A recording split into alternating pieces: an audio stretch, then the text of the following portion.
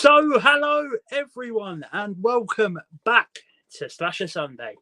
This is episode 5, I think. I'm not too sure. Episode 5. It is episode 5. It is episode 5. Up the top. Today, I am joined by returning guest Ryan of Let's Get Kicking Movies. Hello, everyone, and I'm finally actually saying hello properly because last week I was like in my own fucking world for some reason. I was tired as fuck. As soon as I said hello to you, you just went,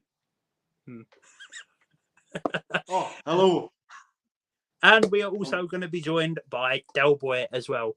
So he will be joining at some point in the next half an hour, probably.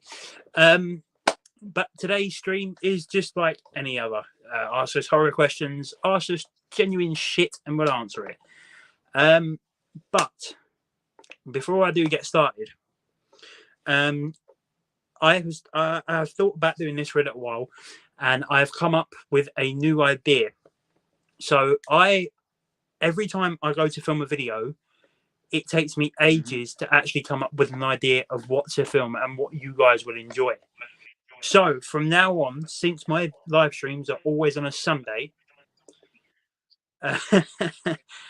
I want to know what you guys want to see from me instead of me trying to rack my brain. So let me know what you guys want to see from me, and I can make it happen. There we go. That's better. Try to. That's better. Now you can see us. What are you doing? Now you can see us. I've just moved from round the corner to sit down here. I could see you before. I it lost all the colour on my face, so I might as well, get some colour, bring some excellent quality into the mix. Bam, bim, bam, bam, boom. Yeah, so we're not listening to him tonight. What are you rambling on about? Hey, God. Hey. Right. Anyway, we do have 2 comments, and we'll just wait for more people to join after that. But we do have Danny here saying hi. How are you all? Good, thank you, Danny.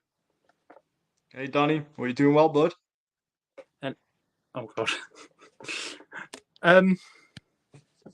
Hi. Oh. That's my best friend. Hi. Hello, best friend. How you doing? All right, best friend. God. Hello, hi. She says, "What's your thoughts on Me Before You?" Never even seen it, so I can't comment on that. I have seen it. It's a romantic film, so I'm not really into romantic films. It's like a rom-com sort of thing, isn't it? I think so, but I didn't bother asking me. I heard of it, but I haven't bloody seen it. I haven't read into it. But well, I am asking you because you're bloody sitting next to me. Yeah, that's what I'm just saying. Oh God, never mind. And Danny says, "I am good." Good to hear, Danny. I am good. I'm good that you're doing good. Oh shit! I need to make that announcement later. Fuck. You can do it here if you want. Yeah, I'll do it. Yeah, what's going on here? Oh, here we go. My mother's in the room now.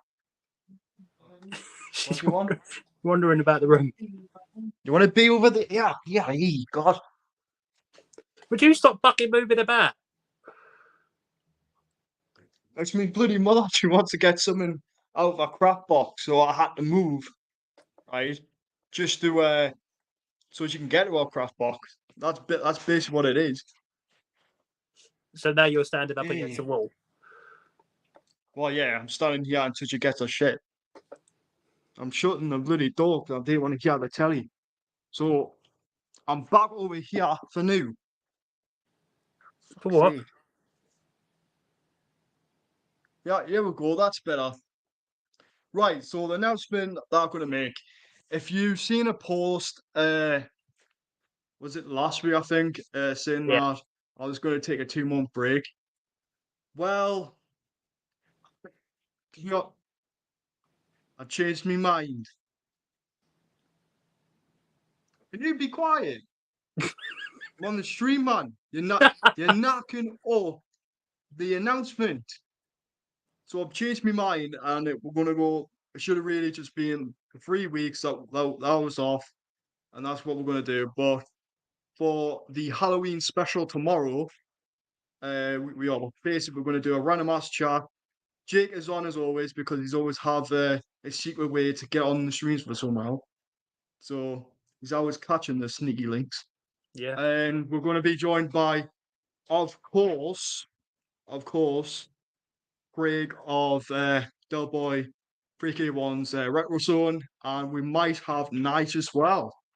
So just a night talking a whole load of shit, and it's seeing what questions we'll get. So that's basically it. So I'm back. But I will put a post in the community tab and on Instagram to let people know as well. So there you go. That's the announcement. So his basic announcement was he's coming back to talk more shit. Yeah, well, I was talking a load of shit. Let's see, find out what's going to happen tomorrow. You talking shit again. Well, yeah. What's random ass chat? What you supposed to expect? 9 times out of 10, it ends up with you, us lot talking, and you just singing randomly. Well, we'll just find out. Yeah, here's me just going around singing bloody Monster Mash or something like that. Here's the mash. It is the Monster Mash. What the fuck is it? Fuck, it's called there. Like, also, you didn't stay now, right? It's one of my streams. Like, what are you going to expect? Like, sometimes I'm in my own fucking world. You're always in your own There you world. go. I sit there Well, talking to you on yeah. the phone sometimes. I go, Ryan, nothing. Ryan, nothing. You're just sitting there fucking about with bubble wrap. Well, yeah, because I am a seller, you know. I sell stuff. Like, I've got to send orders off. You, So there you go. Like that's what I'm doing. If you don't hear us not talking anything, I'm I'm d- I'm doing stuff for bloody online orders. you're always So ordering or they selling stuff. oh god. Right, here we go. We'll move on. I will. We have David here saying, "Hi guys, hope you're doing well. So sad about Matthew Perry. What are your favourite memories of movies and TV shows?" Friends. Friends, I think, is the biggest standout because he did 17 do again. yeah, he 17 did do, again. he was in Yeah, that's the 17. only Yeah. one. I can't remember what was the other what other movies he's done. Like I don't really watch anything with Matthew Perry. The only thing I've heard from is like Friends or 17 again when he was in that. Because like Yeah. half the time I didn't even know what the hell he is in. Well, it's a shame. He died at the age of 52, and that is 54. young. 54. Oh, he was 54. All right, Yeah. I was 2 years off. But it's a shame he was young. He died in a similar You way to never, you Whitney know, Houston. I think he drowned in his hot tub. what really? Yeah. They said his body was found in a hot tub, so he must have got pissed, fell asleep, and drowned. Fucking hell! Imagine all the cast of that thing you will say about this. I bet they Mm. would have been upset finding out that news. I don't think we'll see any posts from them for a couple of days. That funeral is going to be No, massive. no, we'll do.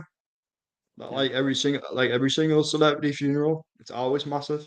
Unless they do like a private one or something like that. Yeah. Like that's half the funerals now. Even the weddings are like a private now. All that kind of stuff. So Well, so I they we've just might got all in. do a private one and then a public one, or they'll do a private one and just like have like a shrine ceremony thing that people like fans of his can go and visit. I think that's what they'll do because you've got to think Hopefully. he was on a TV show from what was it 1994 to 2004 consistently every single year.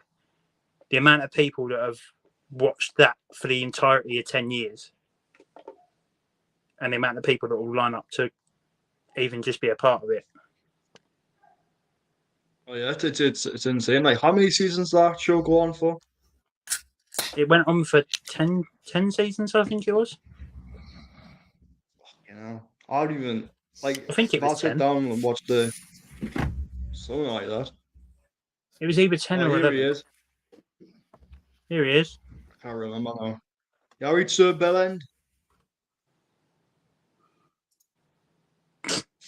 You're right. Yeah, DNR, Why did you Why DNRs. did you think it was 9 o'clock? I've already explained, matey. I've always said that I'll try and come on.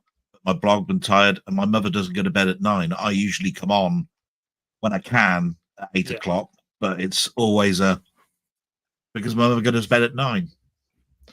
And I can't remember last week. I said I'm not going to finger point. I'm pretty sure I came on late last week. I think you Exactly came on exactly the about. same reasons. I think it was. I think you was only 20 or 30 minutes late. You're only 10 minutes late. Yeah, so like I said, it's all different reasons, but the clocks have changed. It's all over the shop. But I got here as quickly as I can, and you've got your 2 files, and Oh, did you send them over? you'll see them later. Yeah. Yeah, No I worries. just saw them 'cause I'm on my laptop. Yeah. Sunday, you see, is always a tricky one for me. It's easier during the week because you're at work, aren't you? You know what I mean? When you finish work, you have your tea, you all settle down, all of that sort of stuff. Saturday, I'm prepping for my blog. Sunday is blog day. All over the shop in the evening because work the next day. So, you know. But anyway, I'm sure you guys kept everybody entertained and amused. And you've been talking about all sorts of stuff that I wouldn't have had an input in anyway. So, we was just talking about Matthew Perry. friends, Matthew Perry. Yeah. All right. Why? Is he in the news? He died. Oh, Christ. See what I mean? I don't know. He died this morning. See what I mean? I've been so busy and I haven't caught up with anything. Oh, what a sad thing. Last thing I saw him on, there was a thing that turned up in YouTube. Don't know why. Just turned up in my feed, and he did with Jennifer Aniston an hour-long documentary on how to use Windows 95. Why? Right?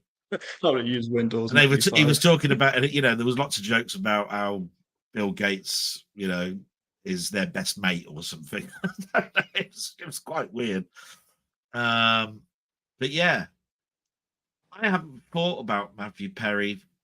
I followed him actually because he did a number of shows after Friends, and some of them weren't bad, but they were badly received. Wasn't he a manager or a coach or something at a school? Are you talking about the film 17 again with Zac Efron? No, not films, TV series. Oh. It was called something about sunshine, something or other. I don't remember that. And that didn't sell down very well at all. And in fact, most of the stuff that because he started to become producer, didn't he? Because he was quite a clever bloke. All his projects seemed to be failing, where Jennifer Aniston and that kept going in their movie careers. Do you know what I mean? And I just felt bad because I always liked Chandler. You know, it's that sarcastic wit. he was. I think the reason his stuff didn't do well is because he was battling addiction. Oh, of course, yeah. We knew that. I knew of his addictions, but you know, they cleared him, and he wasn't just the actor in them; he was a producer and co-creator. Yeah. So you know, you got to turn around and say, yeah, part of the addiction is going to cause problems on the set, but if it was in control, fine. But it was how it was received. I think some of the critics, like in the industry, liked it, but there was people that were trolling it. Yeah. Ugh. I'll have to look that up now. I've forgotten because it's definitely had sunshine in the title, and it's really annoying me. So you carry on talking while I look that up. That's no really worries. pissing me off. Oh shit! What's your thoughts on Scream? Best horror movie ever made. That's my personal opinion. What about you, Ryan? Ooh, Scream, absolutely brilliant. I'm glad that they're doing like a different take to a slasher kind of movie, but also having that murder mystery kind of feeling towards the story. Like figure out what's going on, like why is there a killer on the phone trying to kill every single person Ah, person in Woodsboro. Definitely like probably one of the most consistent consistent um, film series that's been on for a very long time. Like 6 movies is insane. We're getting the 7th film, which is hopefully gonna end the series. Because like if you think you're gonna expand into number 8, there's no way. There's no way No, I think they should because just end it after 7 because they're planning to set it mm, in London. If you finish it off at 7, you've got 2 trilogies, and then you've got like one film in the middle of the road. That sort of, mm, it's like the black sheep because you have 1, 2, 3, then you have 4, which has some of the old legacy characters in it, then new characters, and then they just restarted it with 5. So then if you have 7, leave it there. You've got 2 trilogies, and then the one in the middle. yeah, exactly. Because like this is the time for I'm gonna say now, Neve Campbell to come back for Scream 7 because She has to. she's the what she won't come back now unless you get like the right amount of money that she's gonna get for Scream 7. But you doubt you'll see that happen. But to be honest, what they've done with Scream 6 was like it's done brilliantly because you get like the focus on I kind of remember the character's name. The lead actress, Jenna Ortega as well. She's done great in that movie. Hmm. What was that name? Was it Vanessa or something like that? Vanessa Kirby. She That's played. who I was. That's who I was thinking. She was in. She came back in the 6th one because she was in the 4th one, and everyone thought she was dead. Yeah, but the thing is, I'm talking about Jenna, the sister. Oh, Um, I don't know her name in real life, but her name's Sam in the films. that's who I was thinking about. Sam. Aye. Yeah. I think she done really well. Really, really well. She Well, she kept. went. You can tell she kept that movie going. But I wouldn't say Scream 6 is the best Scream movie out of all of them. But No, it's a brilliantly done film. 5 is better than 6. I'm not. The thing is, I'm not a fan of number 5. I enjoy it, but I think the problem I have with it is just like I Too don't know samey. where they can. It's too much of I the would say first one. yeah, it's the same as the first one. I just like that number 2 was well number 6 was set in New York, but I wish you Number got to see 6 more was of the sites. practically exactly the same as number 2, where they was all going off to college. Yeah, that's what I'm saying. I wish just being able to see it seen like inside of the Statue of Liberty. I think that would have been good. Hmm. But you needed something like in the Big Apple, like in Manhattan, like Brooklyn or something like that. Different places that they could have used like in the film, but it was I just feel like it was just all like set like within the city itself instead of going like pop like well I think they did go to Central Park, but like it wasn't that long like how they were No, doing it. But because I think they walked through Central Park in 6 for about a 5-minute scene. mhm. It was when they was coming out of But the they used Halloween party and someone threw a drink at Sam. I think that I was think the Central Park. park would have because I think the park would have done like much better uh if it had like more variation. Like a bigger scene in the park would be interesting as well. Hmm. But like what are you gonna say? Say like everything's gonna it's been set. I think there's been at least was it it's been 3 movies set in Woodsboro. The second one we need one overseas. Let's go abroad or something like that. Something different. That's why And they, I that's why I they're think thinking about making it in London or Paris. Paris sounds good. That sounds really good. But I think London, but have that rumor. I think they're going to try and do like a snowy setting. Yeah, because they're thinking about bringing Uh, it out at Christmas next year. That's what they're going to think about having it in London. They're thinking about making it a Christmas horror film, have it set at Christmas time in London. yeah, because I think they're doing the same with Terrifier 3. That's going to be a Christmas horror film Yeah, as well. Terrifier 3 is, So I'm yeah. really looking forward for that. Coming next year, so I'm looking forward for it. But yeah, that's my opinion. Oh, well, basically our opinions on What about on the you? Scream movies. What about you, Craig? What's your thoughts on Scream?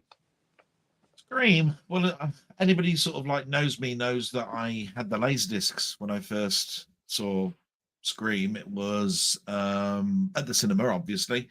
I wanted the best of everything, so I wanted the widescreen stuff, and I wanted it earlier than it was being brought out on sell-through. So I had the first two on Laserdisc. I carried on watching it at the cinema. 1, 2, and 3, I remember fondly. 4 and 5, don't remember much at all, and 6 is recent. Yeah. So I've seen that one. So when it comes to 4 and 5, I've relied on you guys, listening to you in chat and all that sort of stuff. I think even Nige flicks between 5 and 4 each time he talks about it. I've just recently watched that one. Actually, I think that's better than 4. And then he goes, "Oh, I've seen 4, and actually I've changed my mind. I'm more 5 now." So I do think that there is a divided opinion about it. But again, Scream is one of those film series. See, didn't say franchise. You just said One it. of those series, right? That I think has got quite a lot of quality. Yeah. And therefore I've got a nice fondness about it. The further things sort of like go on and on and on, they can get very weak. Yeah. There will always be those Stockhold fans that will say there isn't a weak title amongst them all. You know what I mean? Yeah. But I do like Scream because it has kept a sort of like a good reputation and a fair amount of quality. So I come away thinking, yeah, that's a good horror series, isn't it? And I leave it like that. I think for me, it's the most consistent horror series. I think the only one that sort of falls short is the third one. Yeah, you see what I mean? It's very much like I think third is where it gets started to get worse. You know what I mean? I think I showed a trailer in my blog where I said I watched the second one just recently, and I put the trailer up, and it says what is the second one, and it's like it's double the problems, it's a continuation of the story, it changes the rules because they were all big about the rules, weren't they? What's the rules of a sequel? And I like that about it as well because that gives fan service to people that like serial films. I mean, I think it plays to the audience. So yeah. All the Scream films plays to the audience a lot because they always they sort of tend to break the fourth wall sometimes. Yeah. And I think I'll never forget, you see, the first couple of minutes of the first Scream film, because one of the earliest films that I remember buying or watching on VHS, and this is years and years and years ago, was that famous movie where the attacker is in the house and he makes a phone call and he says, "I know what you're doing. I know you're in the house," and all of this sort of stuff.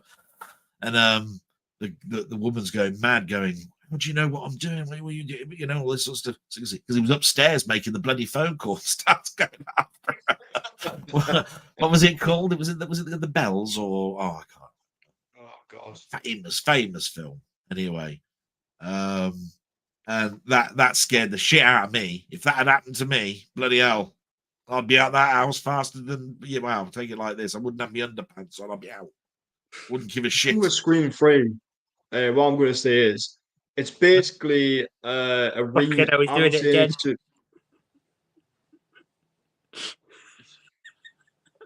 Gobshite. So with Scream 3, they used the same concept from what they used New Nightmare with. It's they took that Aaron Kruger, who I'm just saying is probably one of the worst horror writers like ever.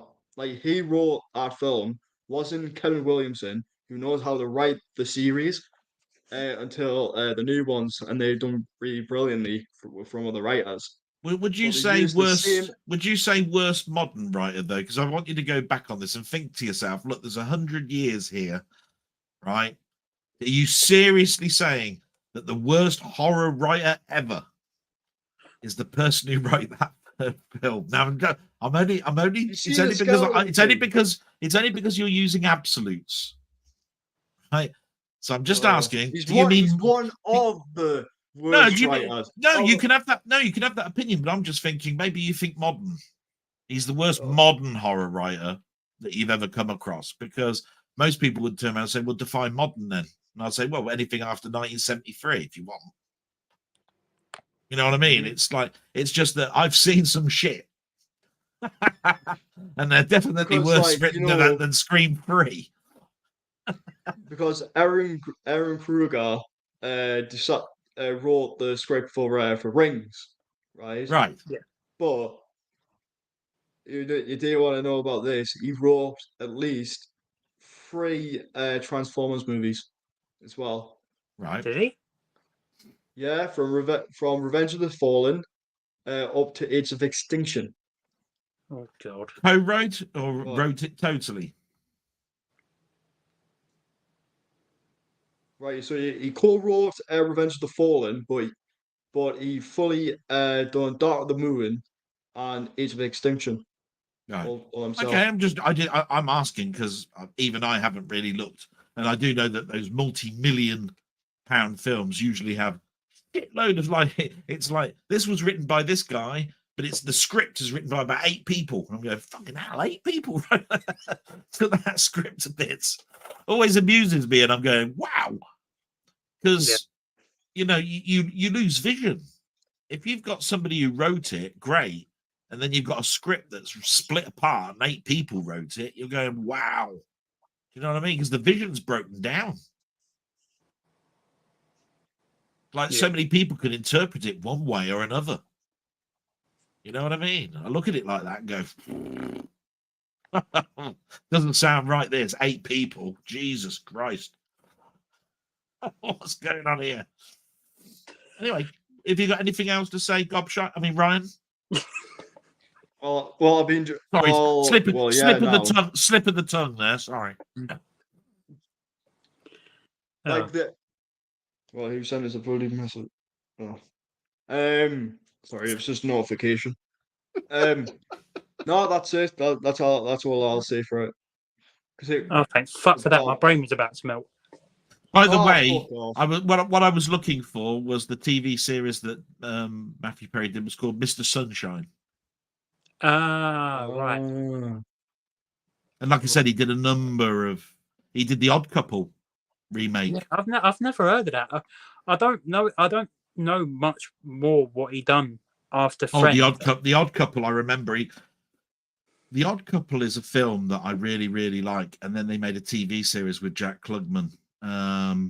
But I do know that it's been on stage for years and years and years because, you know, the director and the co-writer and the writer of that usually made stage productions. But then I remember that there was a controversy because Matthew Perry said, I want to bring it back. And he brought it back for a number of years, and apparently it got a really, really good couple of reviews. You know, it's one of those times though where Netflix was starting things off for 1 or 2 seasons and then cancelling for no reason whatsoever other than something new. You know, so I think Matthew Perry probably sort of like continued his career into one of the most volatile periods of television that they'd seen for years and years and years. You know, in the 70s it was hard to get a production on TV. In the 2000s, it was easy to get it on, but keeping it on was the hardest thing in the world to do. No matter, because you'd get critical scores in the 90s, and they'd still say, "Nah, cancel it." No reason. But I think that's the thing with Friends as well. It started in the 90s, and I don't think a lot of people expected it to become what it become. Oh God, yeah. Like it was a TV show about a group of friends. Well, you can tell by the very fact that they were still casting during that first season. In fact, well, isn't it famous that Kudrow, the character, the actress Kudrow, was actually somebody else? Yeah. And she ended up being an extra in the film later on, in the TV series later on, as just a recurring character that was in the background or as a cafe owner or something like that. Because Can't remember. originally Jennifer Aniston auditioned for Monica, Yeah, and Matt LeBlanc auditioned for Ross. yeah, it all sorts and all over the place. And the characters just developed, I think, around about halfway through the first season. It ended strong, if I remember rightly. And the second season just shot it into stardom. And then it never really looked back. I think the last season sort of, it was, they knew they was ending, so that was a season. I look at the last season and think, oh, they were sort of taking it easy here because they knew how much the fans loved the series. So whatever they done in the episodes, it didn't really matter because it was still going to get drawn attention. Yeah, I mean, I have several views on it. I mean, I do think its legs were wearing thin. Season 10. By the time season 10 came along, they were almost like gods and they could actually turn around and say, "I'm only doing it if you give me 2 million an episode." You know what I mean? I think they actually exploited the fans a little bit, but not publicly. They always love the fans publicly, but in the background, when they're negotiating contracts, fuck fans. It's like, right, I'm off. Yeah. You think your fans are going to like it when I'm not in it? Got another thing coming. So, you know, it's one of those things. I think the script writing was very good. Yeah. For me, though, I like a bit more of a sophisticated comedy, which is why I like Frasier over Friends. But neither here nor there. I still loved it. I've got 10 seasons of it on Blu-ray. I bought 10 seasons of it on DVD. I've still got both DVD and Blu-ray sets. I did watch the reunion, which I thought was done quite well. I think one of the funniest bits in it was when they were bringing in all the clothes that Matt LeBlanc did in a sort of catwalk. Oh, that was quite good about, Joey. in the So when they Matt LeBlanc. Yeah, no, but there was also a TV show that Matt LeBlanc done. Oh yeah. No. On the reunion when they brought everybody back, they were showing all the best bits and they were asking them what their favorite show was and all of that sort of stuff. They went outside and they showed all the clothes that Joey had worn. And they had all the they had the one where he put all of Matthew Perry's clothes on and was doing all the squats and said, "I'm going commando with these." Could I be wearing any more clothes? Yeah, Could you be wearing money? But what I'm saying is they had a catwalk scene. Of all the clothes that he'd worn, because he'd worn things like a pumpkin and all sorts of stuff in the show. Yeah, because didn't they have the turkey as a prop that Monica wore on her head? Oh, that she had on her head and she was doing all this. Yeah, when she had the sunglasses on the turkey. Yeah, like I said, there's some really fun moments in it. You know, I think it ended well. Yeah. You know, like I think the last two people that walked off the stage actually was Matthew Perry and Monica, because they were pushing the pram out. Yeah. And it was when their room, and it was their apartment, the original apartment that they actually walked out of. Yeah, because they walked out with the pram. Yeah, and then they all agreed to go to the cafe. Yeah, where it ended. The perk. Ended where it started. Yeah, yeah. I thought it was quite a well-ended. Program. I mean, that people mention the ends of shows. And there were ones that I go, well, I don't understand it. You know, like there's the ending to MASH. Now, I never was a great big fan of MASH. Vietnam, 70s comedy, all of this sort of stuff. But they say something like 29 million people watched the last episode of MASH. I remember watching it. I was going, what was so special about that? Yeah. Maybe the humor's lost on me. I don't know. But it's just, I've seen better endings. I know that much. We have David here saying, what are your Spencer's movies had bought? What are your Spencer's movies? Who you had Ball.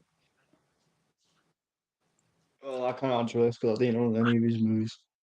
I have no idea what that means. No. Sorry, David. You'll have to retype that one. He also says next year is the 20th anniversary of Friends. It's a shame Matthew Perry won't be a part of it. He'll be in our hearts and will never be forgotten. Yeah, but didn't they say in the reunion that there was never going to be another reunion, even in 5 years, 10 years time? This was a one-off. I think so. You know that people always do a U-turn on things like that, but I think it was supposed to be closure. Yeah, that's it. And it was marketed as closure. It was 2 hours. It was shown. Billions watched it because it was all broadcast at the same time across the world, if I remember rightly. I mean, we are talking about a massive event. So to turn your back on that and say, hey, just because it's 5 years off, we'll do it again. Because they always said that maybe we're they should have waited. They always said we're good friends anyway, and we catch up often. Yeah, and we do chat. So to be right on this, it was fan service. Yeah, because everybody doesn't believe that. They go, nah, as if you talk to Matthew Perry every week, lying bastards. That's how people look at it, from a fan's point of view. But why not? Yeah, exactly. We have Danny Dukes here saying not seen Friends any of the 10 seasons. Ooh. That's Fair quite tricky enough. to do when you consider it's on how many TV shows, how many TV streams across the TV. I think it's still on Netflix. Yeah. I mean, it used to be that you couldn't turn around. It was on Channel 4, E4, Netflix. It was everywhere. In the UK, anyway. Yeah.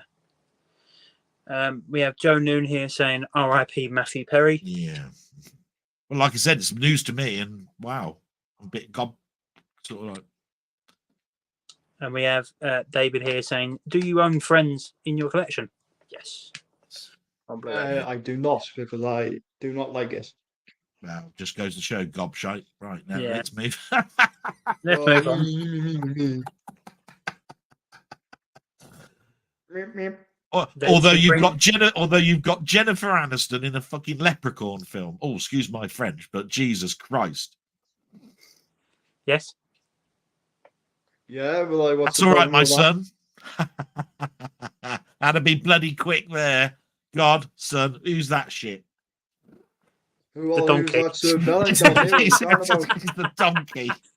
The donkey. Look, Mary's little the lamb. name says everything. Gobshite of the night. Yeah. Yeah, why are you so you're not gobshite during the day then? Because I will actually turn around and say that's not right. No, I'm a gobshite of the night. That's what people call me. They call you a lot more, but we sort of keep that back from you. Yeah. We like to protect you see, because we think of you as a mate. So we don't want to sort of like we protect you from all of the other words that are used, but they're not funny. Well, they are to us. Yeah, like I mean, David says they should bring a 20 years anniversary Friends next year with more bonus features. I mean, they could do a set. They could re-release it with the reunion episode in it. Yeah. With that 2-hour special for the 20th anniversary. But the likelihood of them doing actually a 20th anniversary like reunion thing, I don't think we'll ever see that again. You could also do a retrospective documentary of all the main characters and say how their film careers progressed and what they did after Friends and show what they did as before they got to Friends, what happened in Friends, what they did after Friends for every character and put it on each of the discs. Yeah. So it would cost a lot. It would cost a lot of money. Yeah. And even though Matthew Perry is sadly gone, you could still do a retrospective of him. In fact, like you could have his family talking about him or the past. I've tended to find that the best documentaries and this is a sad thing to say, when the person's gone. Yeah. There's so many people that suddenly step up and say, "Oh, I remember working on the set with him, all of this, that, and the other." or say it was about a composer like Jerry Goldsmith, there would be, have you ever watched him conduct? It was like gold. He was so open Yeah. to interpretation, all of this sort of stuff. Then they play bits of the music, then they show other bits of where he moved on and all of this sort of stuff. And all of a sudden, you've got an hour documentary that you're just engrossed in. And I'm pretty sure with Matthew Perry, there's going to be that anyway. There's definitely going to be something on telly where they'll say, here's a classic episode in honor of Matthew Perry, rest in peace. Yeah. And it'll be one of his quintessential ones. It'll probably be the one in the one that I remember at the moment, which is the one where he was he was locked for the night in a blackout with the ATM machine.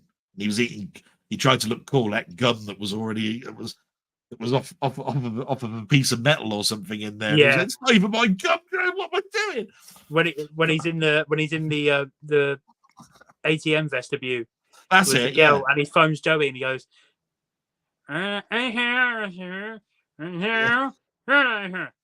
It was one of the early. It was definitely one of the early like seasons one. Season. I think that was it actually is season one. Yeah, season one. And I do. And from that moment onwards, I think he was very charming. That's why I like charming. I think that was the second or third episode. Yeah, and it just sticks in your brain. Sticks in your brain, that one. So yeah, the one of the funniest bits that I remember from Friends episode is when he's sleeping with what's her name? What was it? Jerry's girlfriend that he really secretly fancied. Jennifer Aniston's when he's sleeping with Rachel's boss, and she handcuffs him to the filing cabinet, and he goes to move away, and he's still handcuffed to it, and he smacks him in the back of the head. Yeah, that's right. Like this. But like I say, very talented bloke. Yeah. I remember all the bits that they do at the end. Do you know where they turn around and said they show us just a little skit, and he's there going, "Now don't think anything derogatory about her. Look, she's lovely. She's got a lovely hair, lovely face, lovely nose, big head, big head, big head." Like this, because that's all he does. He looks for the negatives in people, and all you saw was the back of this actress and him turning around going, just thinking in his head, she's lovely. She's got lovely hair. All this is a big head, big head, big head.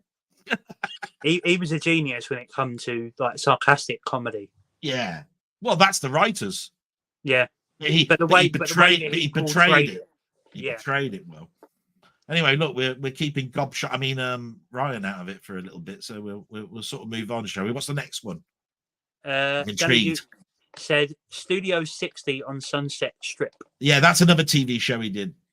Ah, right, okay. We have David saying, Del Boy, do you own the original Star Wars on Laserdisc? On laser? Oh, I was going to say it says licenses, didn't it? Yes, I do. I have got the definitive collection, which is one of the most quintessential box sets you can get for Laserdisc. It came with a George Lucas book. I show that off quite often. The next 2 years later, they re-released the Laserdiscs as the special editions with all the special effects added in.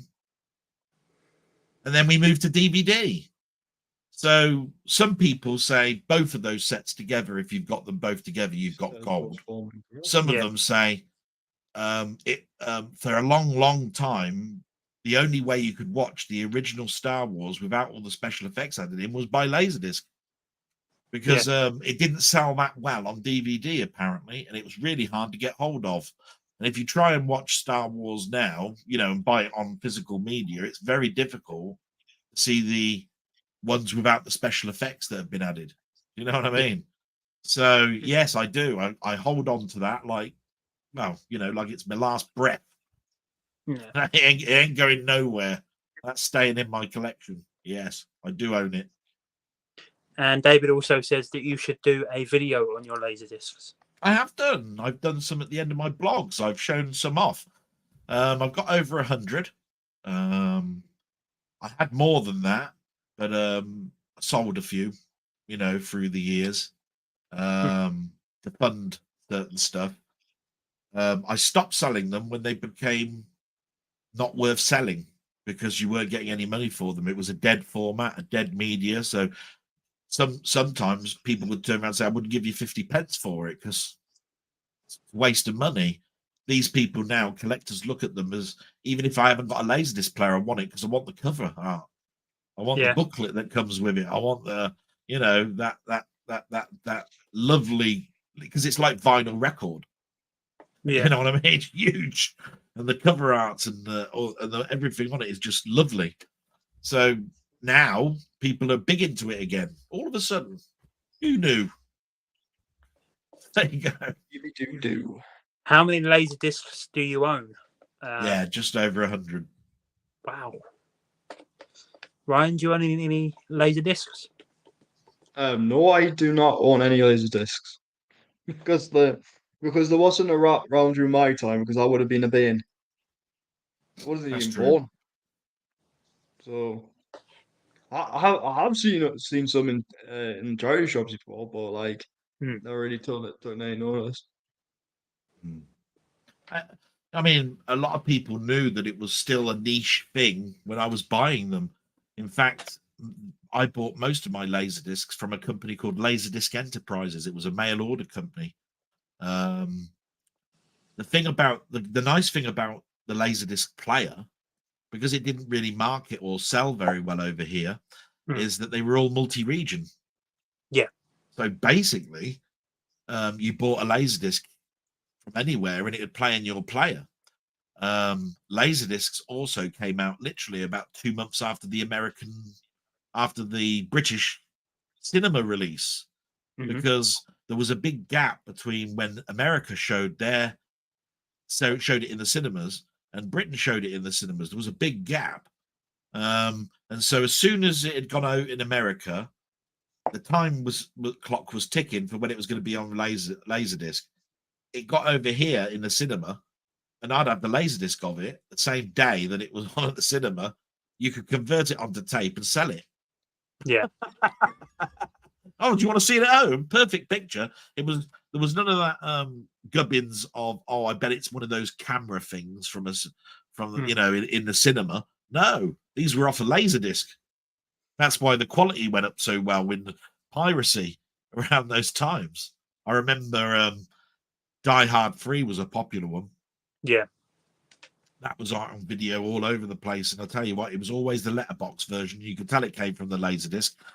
Because the other thing you have to remember about Laserdisc is you can only record so much video per side. So you had to turn the disc over. So if you were recording it as a pirate copy for someone, you had to edit out that gap. And a lot of people didn't have the editing video recording. You know, they couldn't be asked to stop it, go back a little few frames, get the disc lined up, press play, and then unrecord it as soon as the picture come up. So you had a perfect sort of like stream. You'd have the gap and they turn the disc over. That was quite funny. I remember that. We have David here saying, do you own James Bond 50th anniversary box set? I bought it from CEX for £30 and it's an amazing set. I believe I do. If you want to know, I believe it's the one. The last one I bought was the James Bond box set that had Spectre as an empty box inside it. That's the one that I bought last. Was that the... See, I've got the one that's got...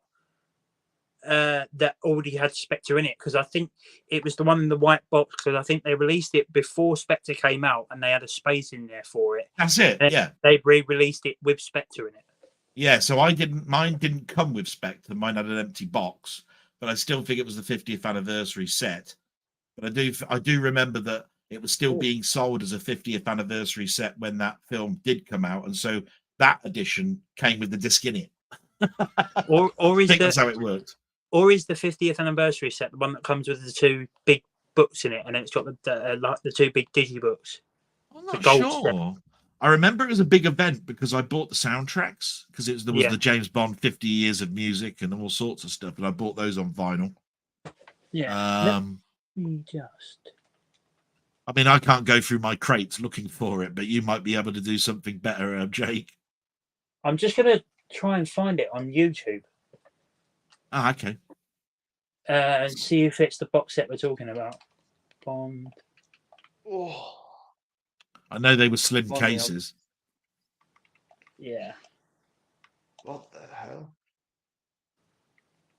The one thing I can answer didn't while you're know. looking at that, Jake, is that I never. I was right. Yeah, It's one- I never fell into the trap of buying the steel books as Blu-rays. I It was didn't the do that. one. It's the one that's gold and black, and it's got the big two long digibooks in them. The one that goes up to, believe it's Skyfall, if I'm not Yeah, mistaken. so I got, like I said, I got Skyfall, but I got an empty box for Spectre. It said reserved this case for when the next film comes out. Yeah, so that 50th anniversary set goes up to Skyfall. It doesn't have a spot in it for Spectre. The one that you've got is the same one that I've got. Just the one that I've got, it was re-released with Spectre in it. It was in a white box and it had two. I just knew I had to buy Spectre separately, and I did. Yeah, because the one that I've got has got the two big cases in it that goes from I think it's from the beginning of Sean Connery to the middle of Roger Moore. Then the second one is Roger Moore, the end of Roger Moore to Pierce Brosnan, and then there's a slimmer case in there that's got Casino Royale to Spectre. Yeah, I think that's the one that I've got. yeah. Like I said, all I know is that I do think it was the 50th.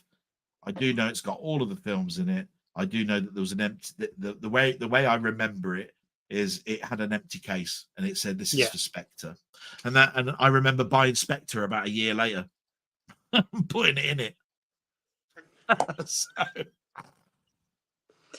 And David says, "What are your favourite James Bond movies?" Oh man. See, I'm not the biggest Bond fan, but I do. I love Bond. But I do have favourites. Yeah. I think that's quite an easy question for me. Yeah. Harder for me. I think I'll go with Casino Royale as my favourite. Okay. Man with the Golden Gun. Right. The Living Daylights. Hear that film. License to Kill, and Skyfall. A bit iffy with that.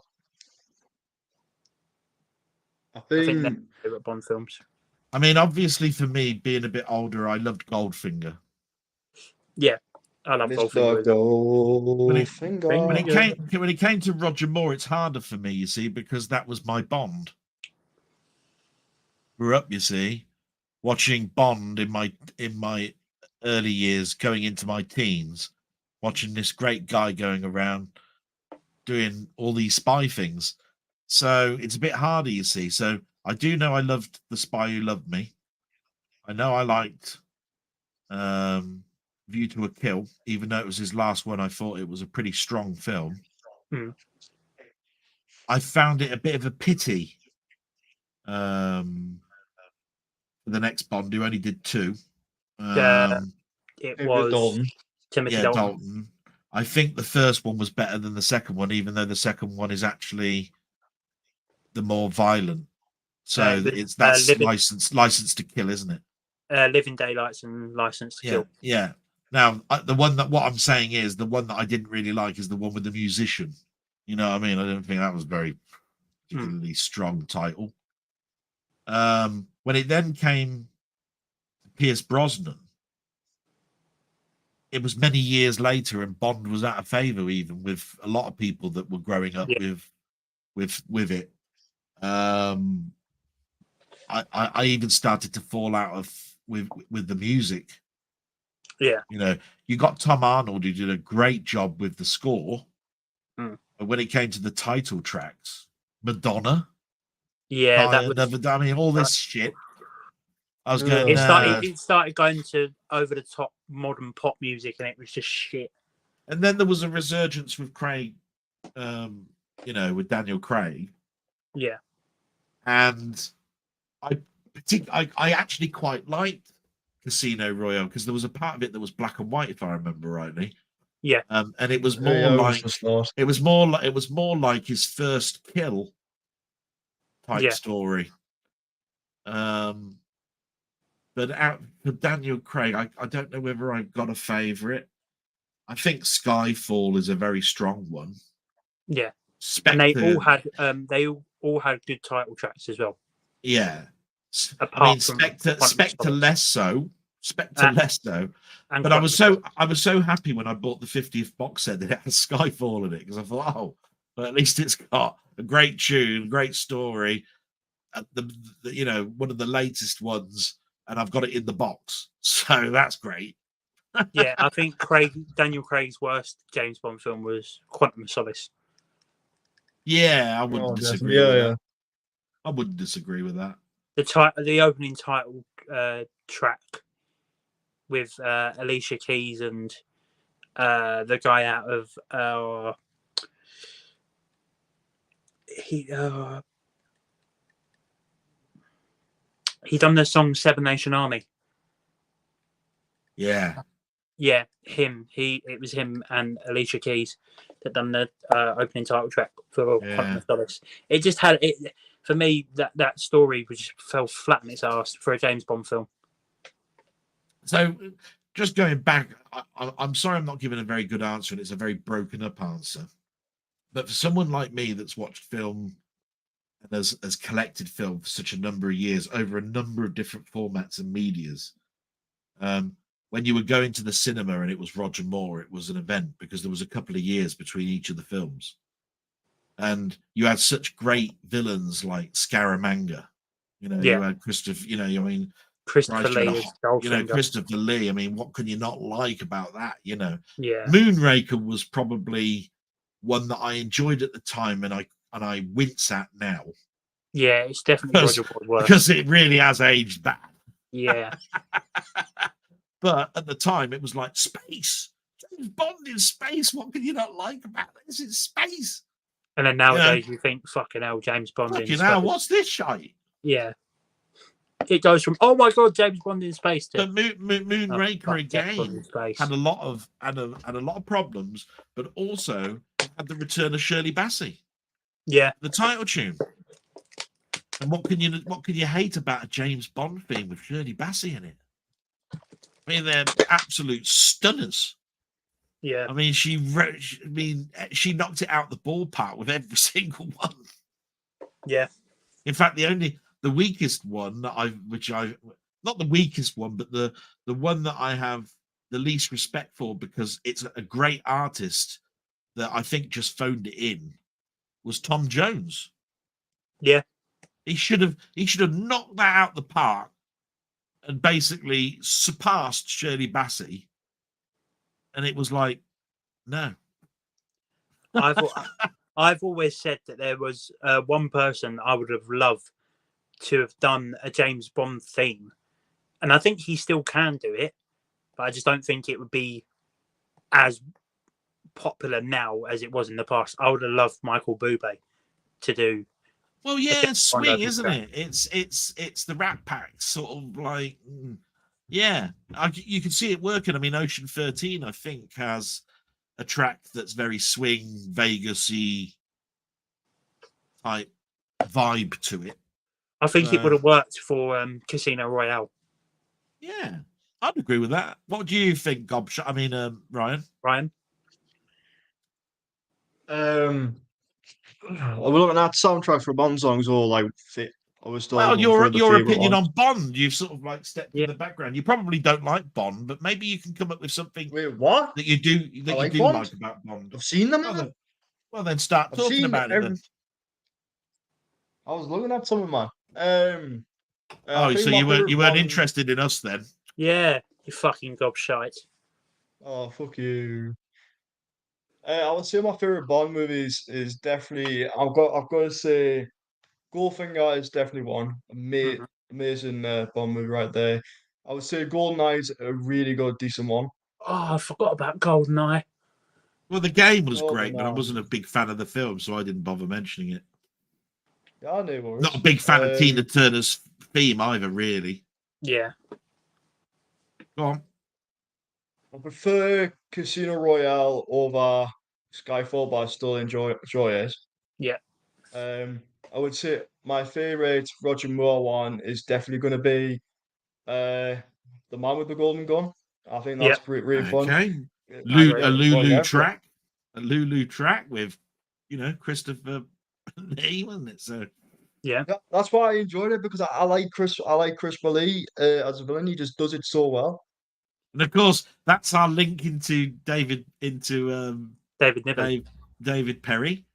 Yeah. Because he said he had a third nipple in the show. And that's what Scaramanga had. Do you mean David Niven?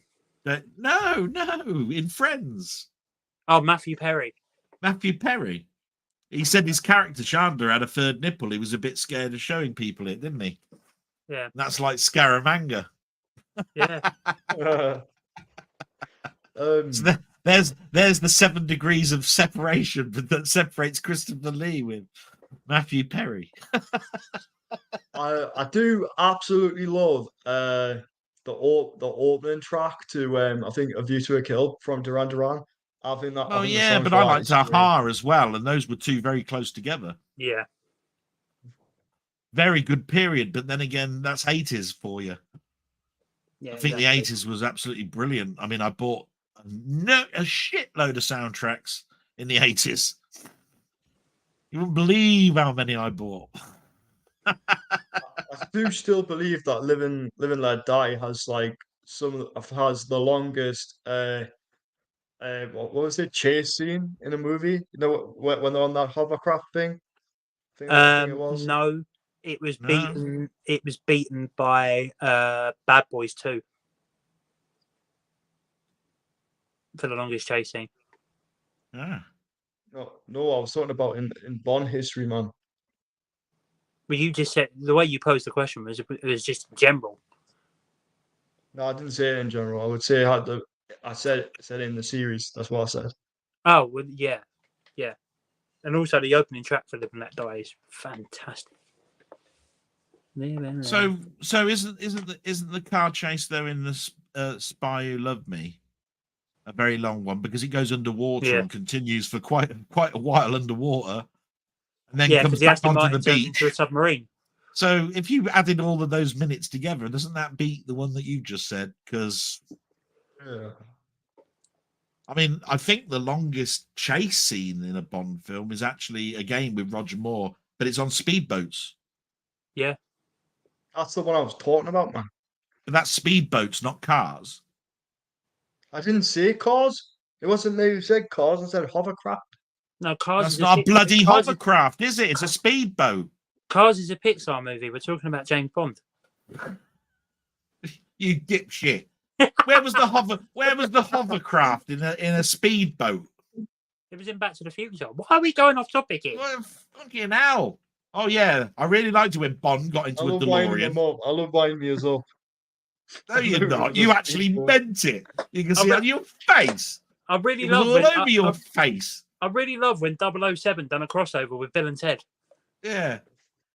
You know. In Moonraker, James Bond has a fucking lightsaber. Wasn't it really good when James Bond turned up in Cannonball Run? Well, sort of. Cannonball Run. He was playing Roger Moore, but yeah, he was sort of doing a spy thing. Yeah. Do you ever see that scene in Moonraker when James Bond turns up with a sonic screwdriver? No. Where's that? We have David here saying, "What are your dearest movies you own in your collection?" That's the question. Oh, we've already had this, and I've already answered it, haven't I? Oh, fucking hell! Well, we already know what Ryan's is going to be. I think mine so far is definitely going to be the Hellraiser set. So, you've changed your fucking answer. Yeah, you've changed it again. Not reading the question properly. But is the dearest I bought? No, read the question. Bring it back up, Jane. Oh, fuck's sake. Well, what dearest is the dearest? Oh, fuck. Oh, fucking hell. I think the one that's dear to me is definitely Dog soldiers. So there you go. No, I think he said it wrong again. I think he means the most expensive, like dearest. Yes. I just fucking said. Well, you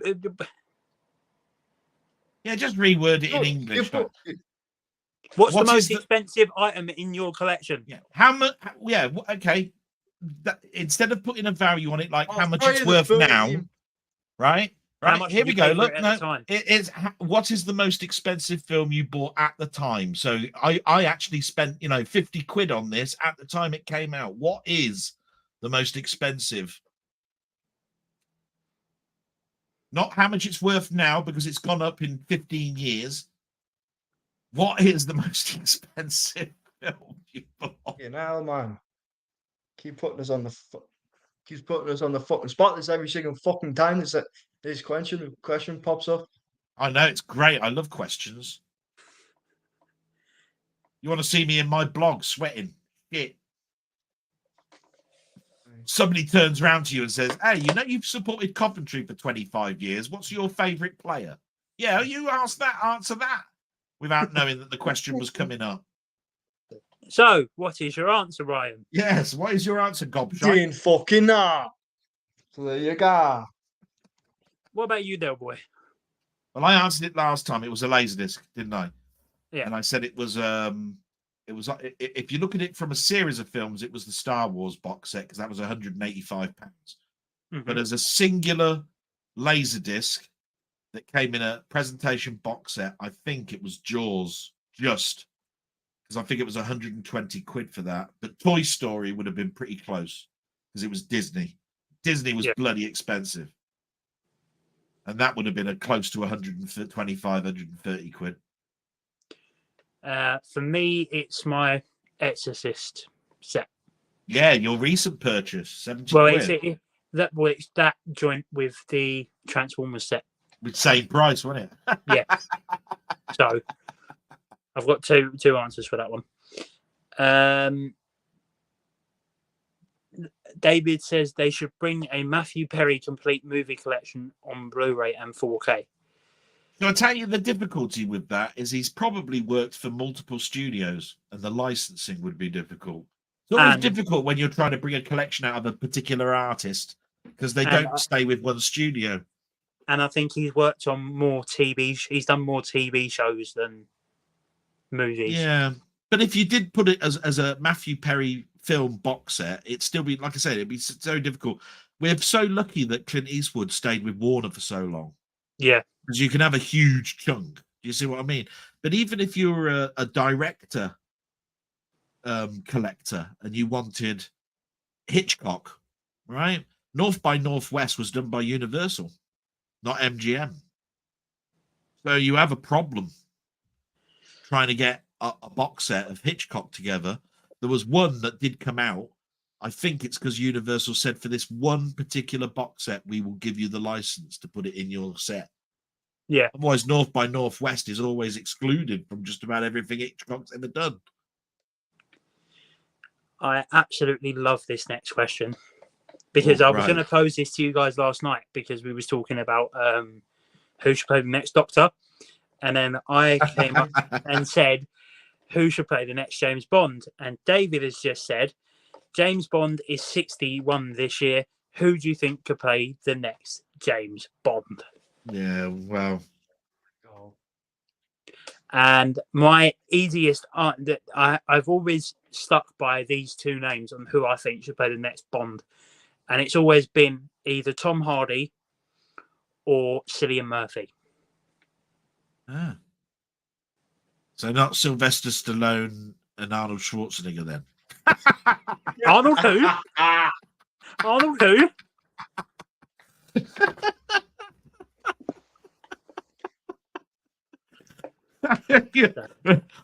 I just want Ryan now to do his best Bond in Schwarzenegger saying something about Miss Moneypenny. Oh, fuck off. Oh, please. in a Schwarzenegger accent. That'd be hilarious. Come on, do you think you can do it? Come on, Ryan. We put you on the spot now, but can you do it? Oh, fuck's sake, man. You know, how always- Connery, they I'm do always like, oh, Miss Moneypenny. You know, so can you do it in Schwarzenegger? Oh, Miss Moneypenny. Job boss, Miss Moneypenny. Miss Moneypenny, Yeah, get to well, the chopper now! You can do it. Okay. Down. See. Was that a Schwarzenegger or Miss Kermit the Frog? Moneypenny. Come to me now. Come on. Yeah, Mrs. Moneypenny. Otherwise, that could have been any frigging film, couldn't it? Come to me now. That's what Arnie would say if he's fucking horny as fuck. But who do you guys think to play the next James Bond? Now, I told you this. I've said I'm useless at these because I can't think of good names of recent actors. That's why I was going with all those old names in Doctor Who. That's not changed tonight just because of yesterday. You know, it hasn't made it any easier of a question. To be honest, I would like an unknown actor to play Bond. But like, I don't know. I literally don't know. It's a hard question. If you have someone too famous to play the role, it won't give them. I think the hardest thing though is thinking of a good actor, but could they beef up like Daniel Craig? Because Daniel Craig's quite broad. He didn't look like Schwarzenegger and Stallone. He was blonde-haired and blue-eyed. But he blonde-haired, blue-eyed, and he's broad-shouldered. He looked like somebody had just walked out of Baywatch. Yeah, you know, out of the sea type thing. And you think of a spy as being somebody that can sort of like just look good in a suit when you're walking along, but then when they're undressed, they've got fucking abs like superheroes.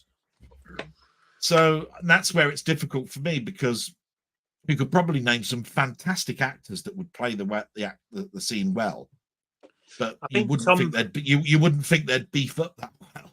I think Tom Holland would play a good young James Bond. Yeah, because he's got the physique for it. He's got the gymnastic background. Well, how tall is Tom Holland? I always keep thinking of him as being quite short. I think he's about 6 foot. Is he really? About that, I'm 5'11".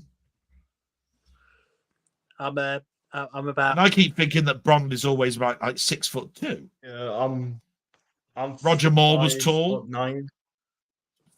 You know, Roger Moore was tall. So was Sean Connery. Wow, it's weird. So was Daniel Craig. It's weird being the tallest here.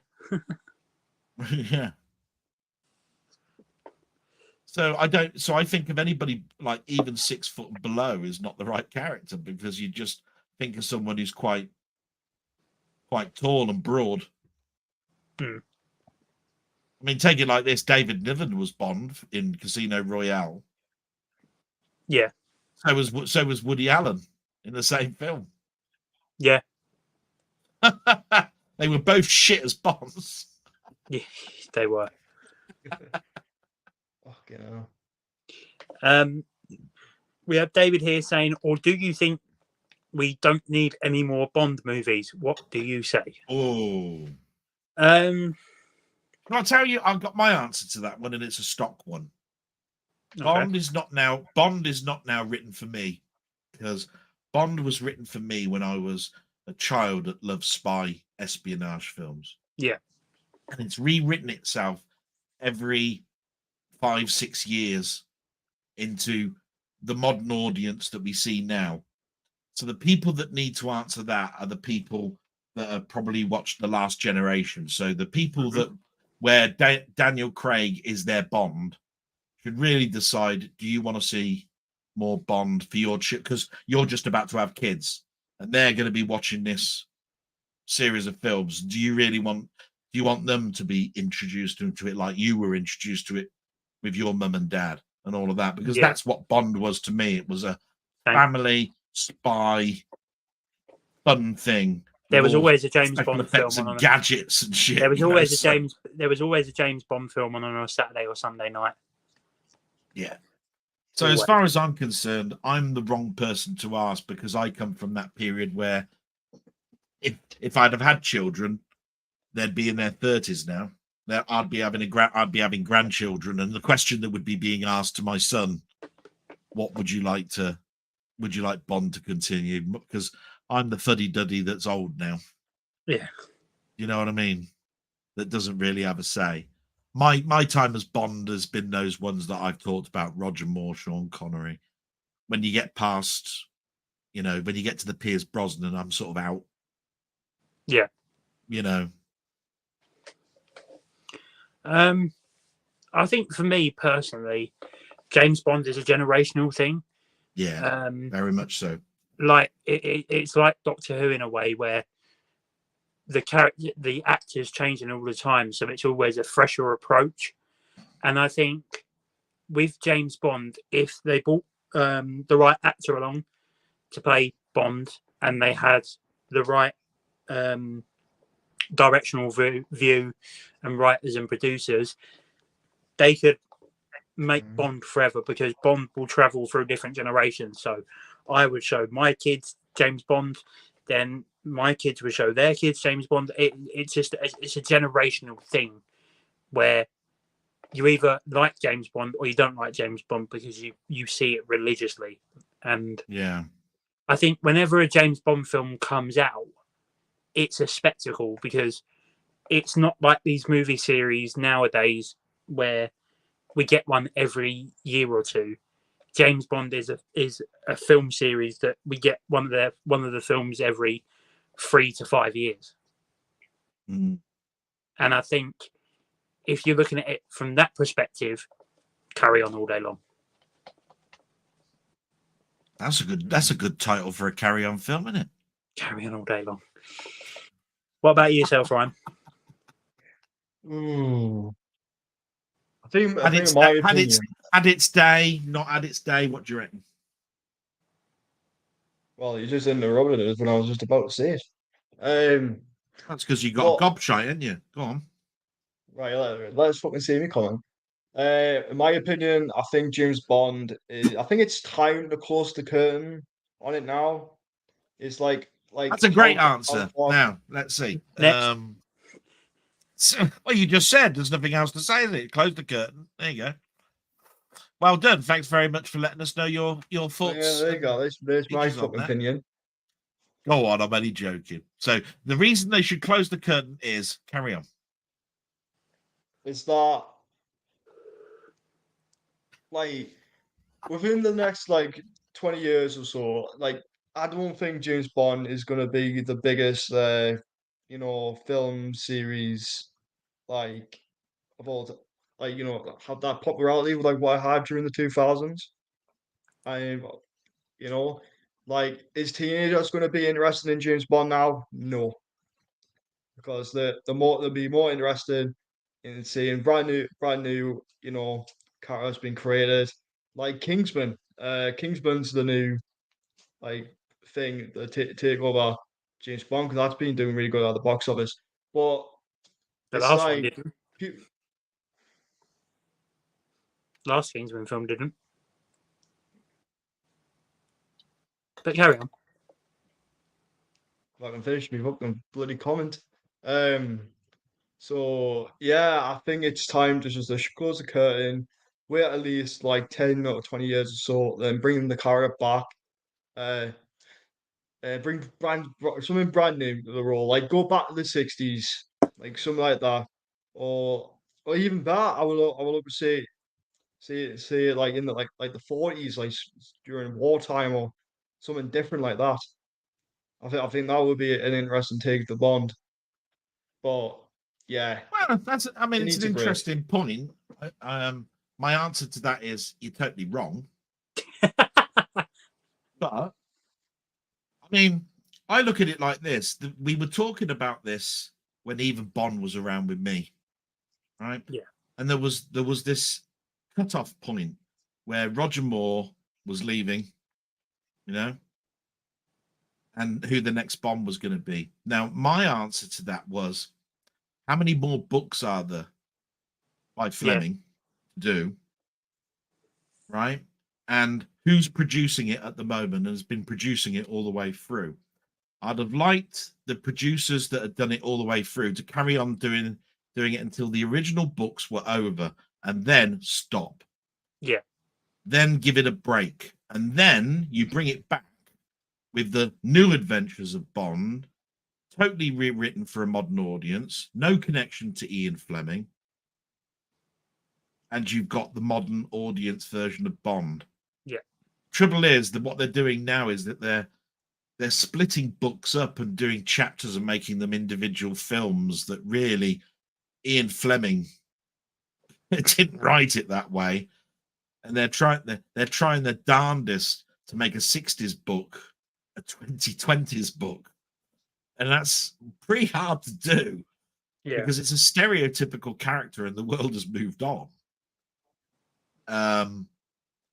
You could even go to the point of saying, when the original films are done, and it's been finished off by Broccoli, as the producer, and a new producer comes on, start the whole process again and go back to the original book under a different producer with a different vision and then different directors that that interprets the book differently. Yeah. And then, so say there were 22 books, you've got then another 22 films potentially. Yeah. You see what I mean? That's why you were wrong, gobshite. Anyway, hey,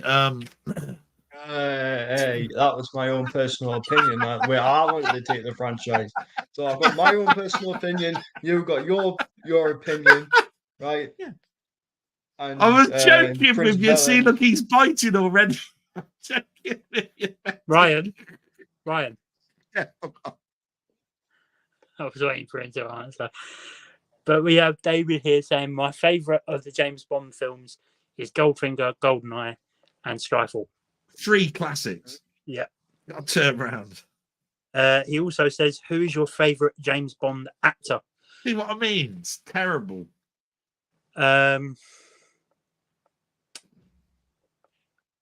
Probably have to say, me, it's Sean Connery.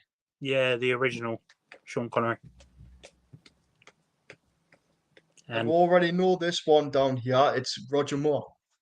Because I've already said it, which is, who did you grow up with?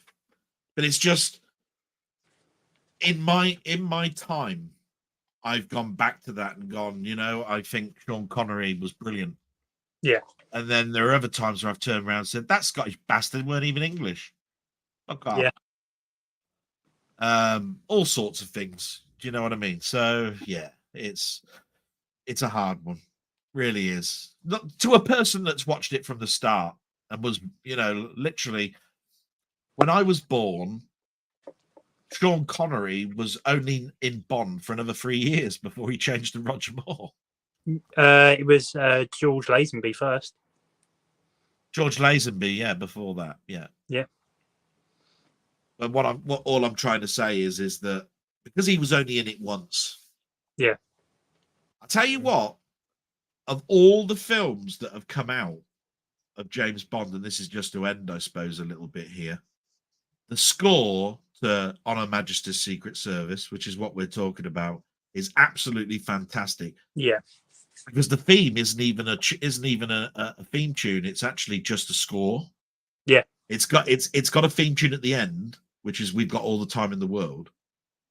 But it's quintessentially the thing that the more things happen to Bond in that film than any other film. Mm-hmm. Now, I don't want to spoil it for everybody, but in that film, James Bond gets married. Yeah. Right? And there's a film later on. I think it is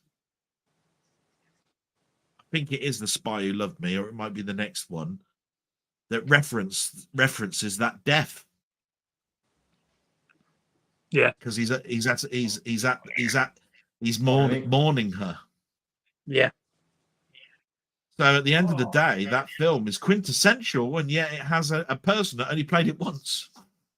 But yeah, to me, Roger Moore, I would have been 5 when he joined and was in Bond, and therefore you got to look at it. If they were coming out every other couple of years, I was looking at it from 7 and 9 and 12.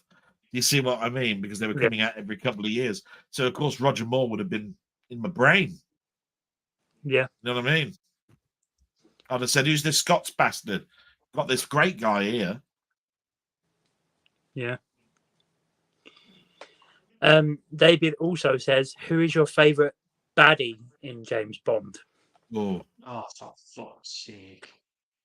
Either Christopher Lee's Goldfinger or no, Scaramanga. Scaramanga. That's it. Scaramanga. Or Go. Mads Mikkelsen's The Shriek. You? Mads Mikkelsen's The Shriek from Casino Royale. Oh, right. Okay. Ooh, Interesting one. fuck's sake. I'm going to go with Donald Pleasant's Blofeld. Oh, yeah. Quintessential villain. Mm-hmm. Ryan? Shite. Never gotta say- heard of that villain. Was he in the David Niven Casino Royale? Fuck Who's off. the villain in this film? Shite. Right, you fuck off. Alright, no, this right. Fuck off. I'm gonna say Javier Bardem in Skyfall. Oh, good choice. Yeah. Why not? That's a good one. David says, "Ryan, when's your album out?" When's my fucking album out? Never. It's never coming out. Yeah, We're it's doing going to be Scots titled instead. "God Shite." We're doing Scots instead, man. I told you. Danny says it's hard to think who should play James Bond. Who is of the right age and build? Yeah, exactly. Very true. Yeah. It's one of the hardest things to try and do when you're reinventing it. Pardon me. Ooh, And big guy. David also says it is black and white. Yeah. Yep. That is the last comment for the minute. So if anyone else wants to throw some comments in, I will just reiterate on what I said earlier, because obviously Del Boy wasn't here, but I always find myself struggling for video ideas. And then when I go to record it and finish it and upload it, I always sit there and think, will this do well? Will people enjoy it? So for everyone watching now, who obviously you like the content because you're sitting here watching a live stream, tell me what you want to see from my videos, because I do like to listen to you guys on what you guys want to see and what you guys want from me, because it's not just my channel, it's your channel as well, because your support means everything to me, and I want to give back. He's been watching my blogs. He's saying things here word for word what I say every bloody week. So whatever that's a nice sentiment. And I tell you what, why don't you do it as well, a community question? Why don't you put that into a community question? Because although I'm not a big thing about polls, where you got to put 5 things and you vote what would be that. You could actually just do it as an open question and say, could you leave your comment in last night's stream, what you'd like me to see, what you'd like to see me doing as a series, or just as a one-off episode, or I think community. I'm not using it enough myself. I haven't put anything in the community box. Not at all. So what ideas have you two got that you'd like to see from me? I won't do that. Easy. That's a bit NSFW for YouTube. Fucking hell. Let's see if you could do your own rendition of Hour of the Night. I just imagine that. Well, I'll tell you what. So many renditions. I must admit, I'm very much a historical person, and you know that. The only thing I've got to offer is stuff from the past, right? I'd like you to think about the first time you bought physical media. Yep. Right. The very, and I'm talking, it could be tape, it could have been DVD, it could have been Blu-ray. Think of that year, right? And then tell me and do a whole episode on why that film in that year is your favorite, and then move on year by year with a background of what was going on in that year. Right. Okay. So you'd have to go onto Wikipedia and find out what was the top news stories of 1992, say, or something, right? Yeah. Then you'd have to choose a film that came out in 1992 that you liked, and then you'd have to say why you like this film. And it could be just because it was the first one you bought. It could have been your mum sat you down and you fell in love with it. could be anything, right? But you give it background to it by saying this is what was going on in the world when this came out. Yeah. That's what I'd do. I have also thought about doing a non-movie related video where Yeah. I talk about like my life before YouTube and how I got onto YouTube and how it affected my life while now being on YouTube. I think that would be interesting. Well, you know what my secret project is, which I can't talk about at the moment. Yep. So watch this space with me. Got big things coming up, this guy. It's coming along. It involves everybody here in this channel, plus others. Yep. And it will be in an episodic format. And it will no, be. it's not. And no, it's not a big YouTube orgy. No, it will be on YouTube as a podcast. Yep. And that's all I can say about it. And also, what the fuck is that noise? That's Ryan, isn't it? Gobshite Ryan, forgot to mute put his yourself. mic off. David says you all have fantastic YouTube channels. Thank you. Well, that's really nice. Thank you very much, David. Where do I send the check? MB22 says, Jake, I'd like to see you do a video of your collection and layout of your collection. Yeah. That can easily be arranged. Thank you for that. Yeah, a room sort of like pan by. David says, do a 4K collection. I have done one of them in the past, but I obviously have a lot more to go through. So, yeah, that will get done. Thank you for that. Film your movie room. Yep, I could do that. I'd need to tidy it up a bit, but yeah, I can definitely do that. Not very big, but yeah. He also says how your movies are set up. Yeah, I can do that.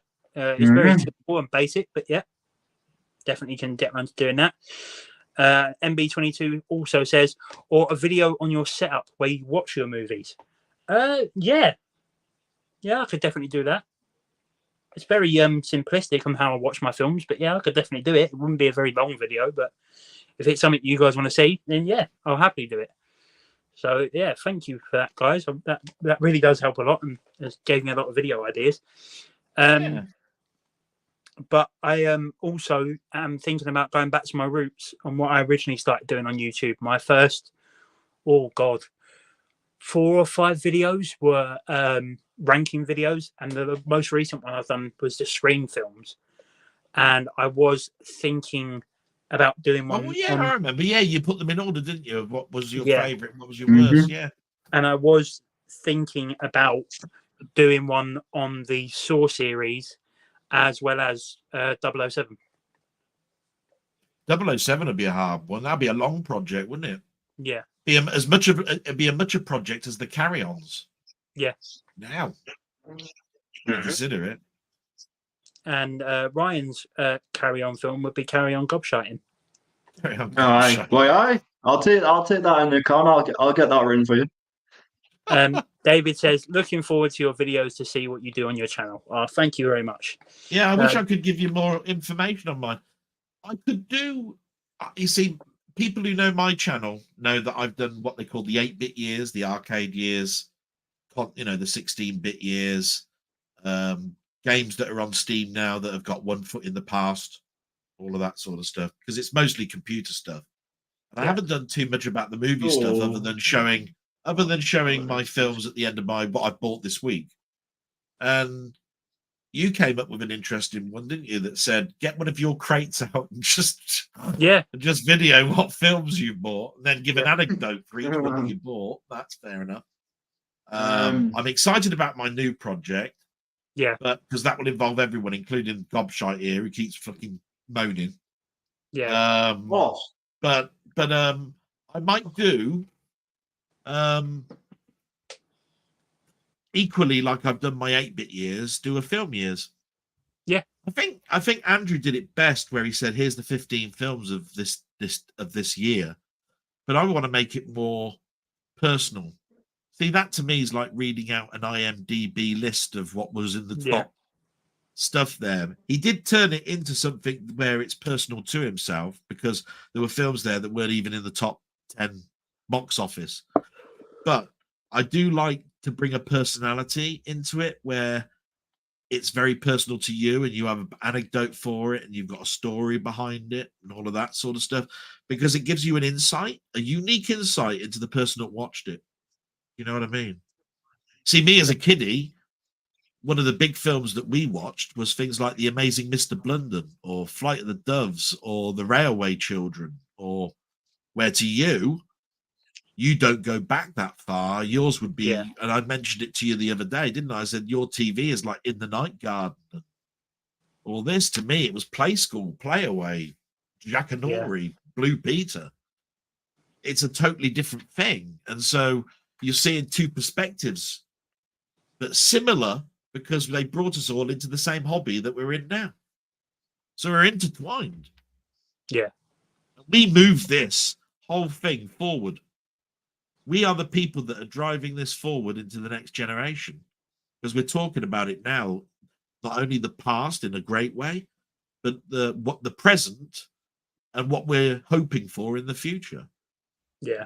So I think that's great. That's what I love about YouTube. We have David here saying, "Come on, get Jake up to 500 subs," and he also says, "And Del Boy and Ryan." But 500, Yeah. you'd have to do a bloody great big campaign. I'm 250 away. I'm at 157. I'm only 40 away. But I will say now, if I ever do reach 500 subs, the video for 500 subs will be my sort of life story and my journey on YouTube. That will be the 500 sub special. Please sub to me. I'd just like to get to 200. And I've been doing it a year and a half. We have I've been doing Rob it for 2 years. saying, "What's your earliest memory of watching a film?"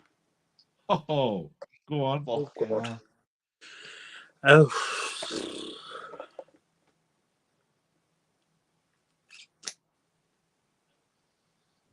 My earliest memory of watching a film always used to be when I think the earliest I can remember was I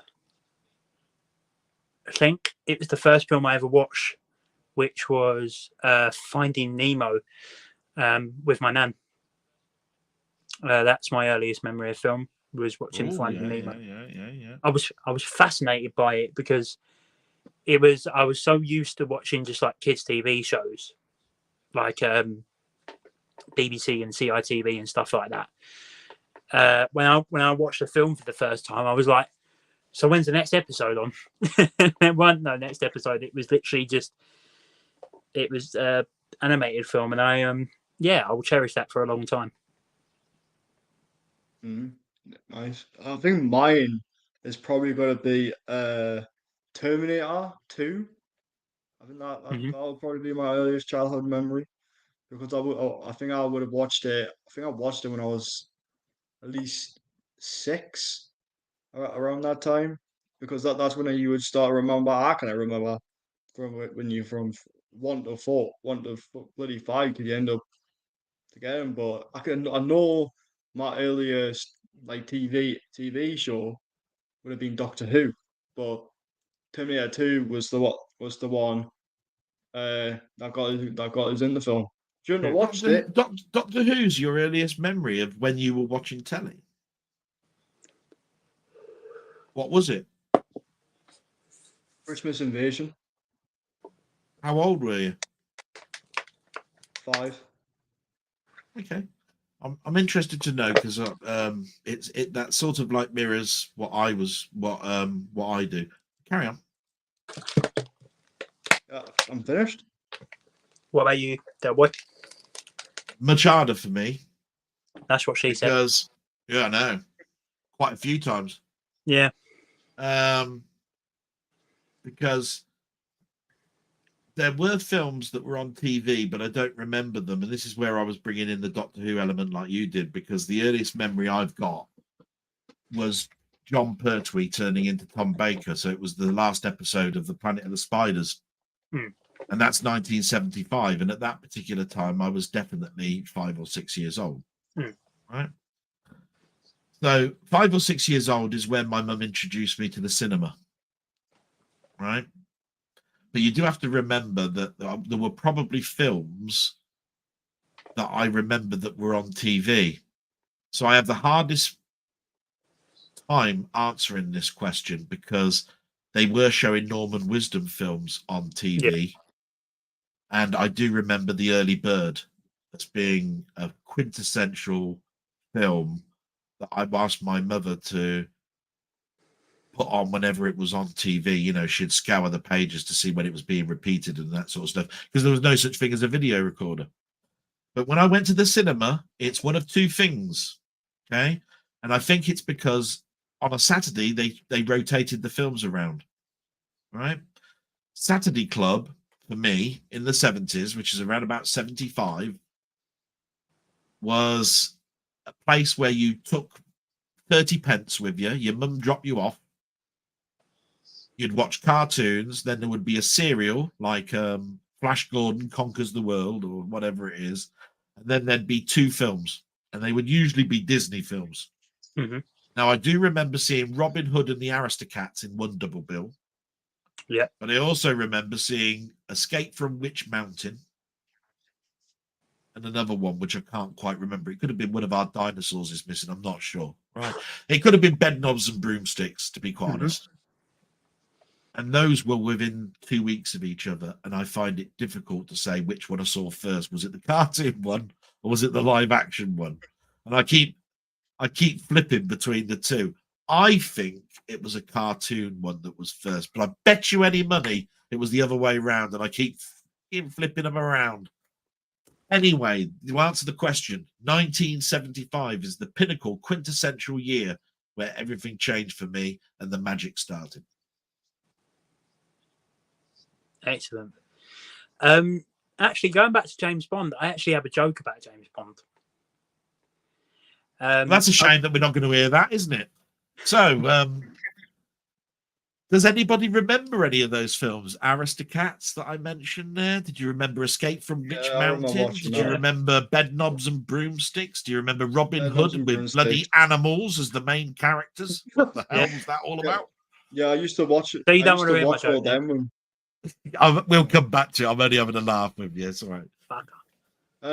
Yeah, I'm I used to watch Jake. I'm a bastard. Sorry, Ryan, fire away. I used to watch like all like the Disney. He's doing that on purpose now.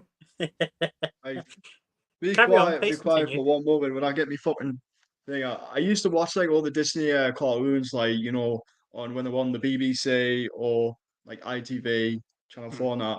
And I think my earliest memory of Disney is definitely gotta be. I'm just gonna say now.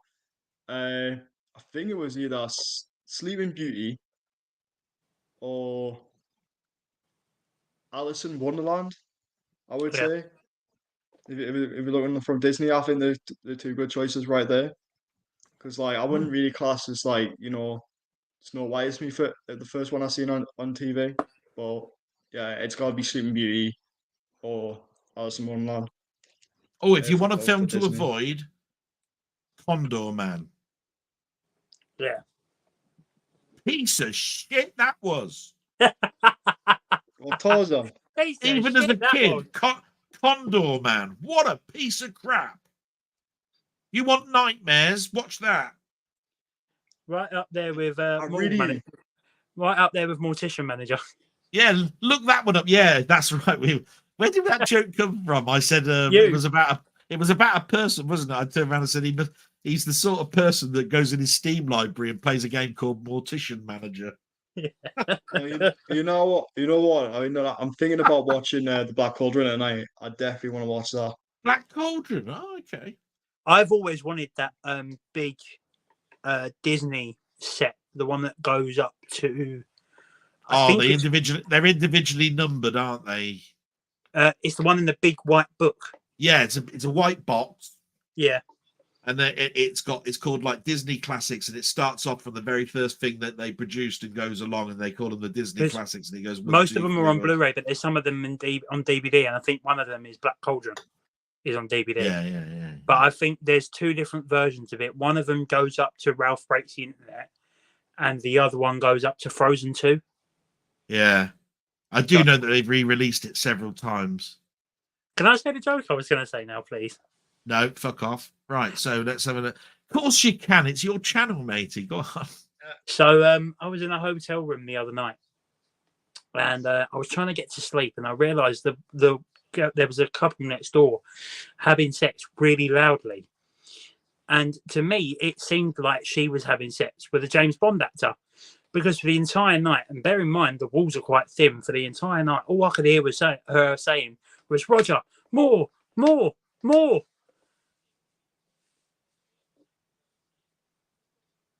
Anyway, moving on. Sorry, where's the punchline? Fuck off. Anyway, we have David here saying, looking forward to that, Jake. Thank you very much, mate. I'll tell you what, there was a better joke in that film that I was telling you about, which was A League of Their Own. You remember Tom Hanks? You remember Tom Hanks in A League of Their Own? Yeah. And he was praying that they were going to do a good game, you know, because otherwise they were going to be chucked out of the baseball league. And he's there saying, "Please God." What was it? He said, "Thank you, God, for that lady last night. You know who it was. She was screaming your name all night." And it's oh God. I can't say that. Oh, Penny Marshall. I tell you what a great actress and what a great director Penny Marshall was. Don't talk about women directors too much. No. It was one of the questions that came up in my channel. Do you know of another good woman director who did The Hurt Locker? What was her name? Oh, I have it right Catherine Bigelow. Catherine Bigelow. Yeah. So we got Penny Marshall, Catherine Bigelow. What other women directors that you think are note that really should have more attention to them? They've done a fantastic job and brought film. I've always said, because I think the Ant-Man films from the MCU were directed by a woman. Yeah, they are. So was Eternals, wasn't it? Eternals was done by a woman director, wasn't it? Yeah, because she also done Nomadland and 3 Billboards Outside Ebbing, Missouri. That's right, yeah. And yeah. But I like the first Ant-Man film. I think the other two are a bit ropey, but yeah. The Ant-Man movies weren't directed by women. It's directed by Peyton Reed, who was a man. Like I said, I can't quite remember. Anyway, I know that Eternals was a woman director. Yeah, they kept talking about the fact that she used the wrong color palette when you consider what Jack Kirby, how he drew the Eternals, and she used a very subdued version of the color palette for those films. We have MB22 here saying, since Christmas is around the corner, which version of a film on which format would you love to find in your stocking on Christmas morning? Oh, I already know mine's coming. I bought it. Yeah, mine's coming as well. Yeah, you got yours. So what you gobshite you? The only one we don't know is when it comes to you this Christmas. Mine will be Doctor Who series 1 to 4 on Blu-ray. Christmas movie. Christmas movie. Oh, Christmas movie! Oh, fucking! I wasn't reading the fucking comment. Now, Jesus Christ, man! Fucking hellfire! For me, it's definitely got to be Jingle All the Way. Jingle All the Way for me. What format? What format? Really? Hey? Like a brand new edition if it ever come out. Oh yeah, I forgot you're a fucking dinosaur and you said on Blu-ray. Oh, fuck off. Packaging. Would you like a nice steel? Do you want it steel book, slip case, black case, blue case, clamshell? What? Collector's edition?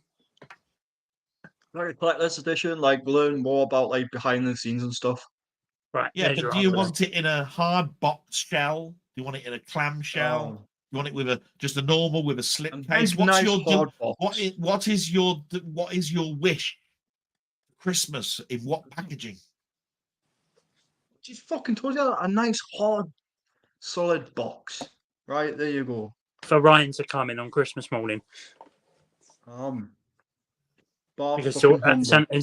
Santa's already emptied his sack all over Ryan's It's front like room. trying to get blood out of a stone. You could have said diamond encrusted steel book. What's Sound the yours, gong Del Boy? later on. What's yours, Del Boy, for people watching who doesn't know? What's that? The Oh, thing you got. mine. It's coming already, and that's basically Scrooged. It's a steel book. It's in 4K.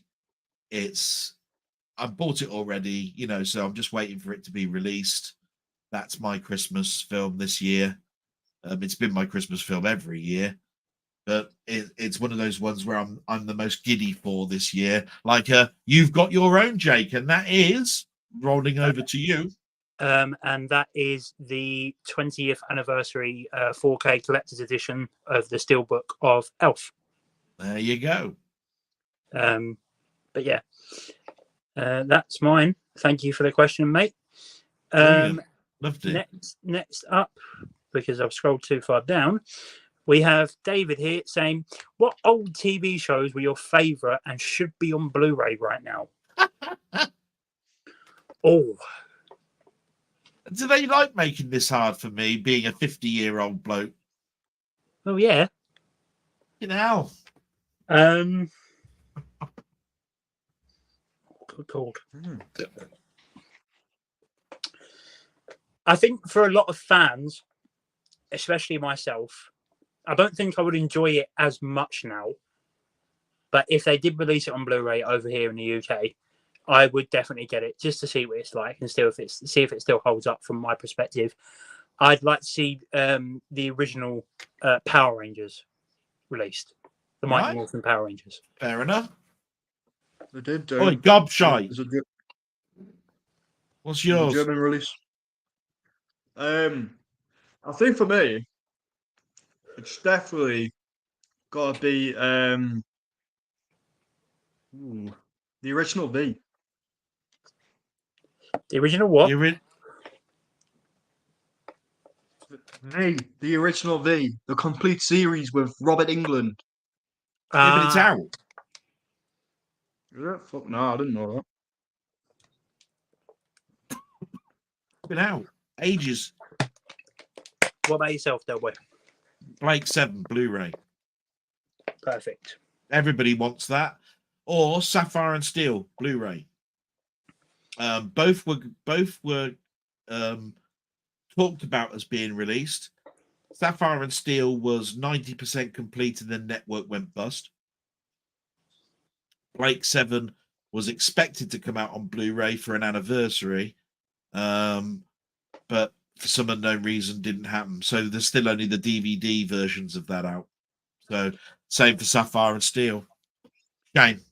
I have also always said it's always been released on DVD. It's never had a Blu-ray release, not even one odd season when it was ending when Blu-ray was popular.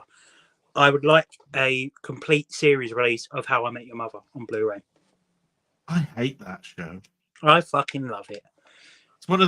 It was one of those shows that I really, really wanted to love. Really wanted to love that show because it sounds like my type of show where you've got a bloke and you keep hearing the inner monologue of him. Yeah. You know what I mean? And there's all these other characters. But you know what? Couldn't give a shit about it. Don't know what it is.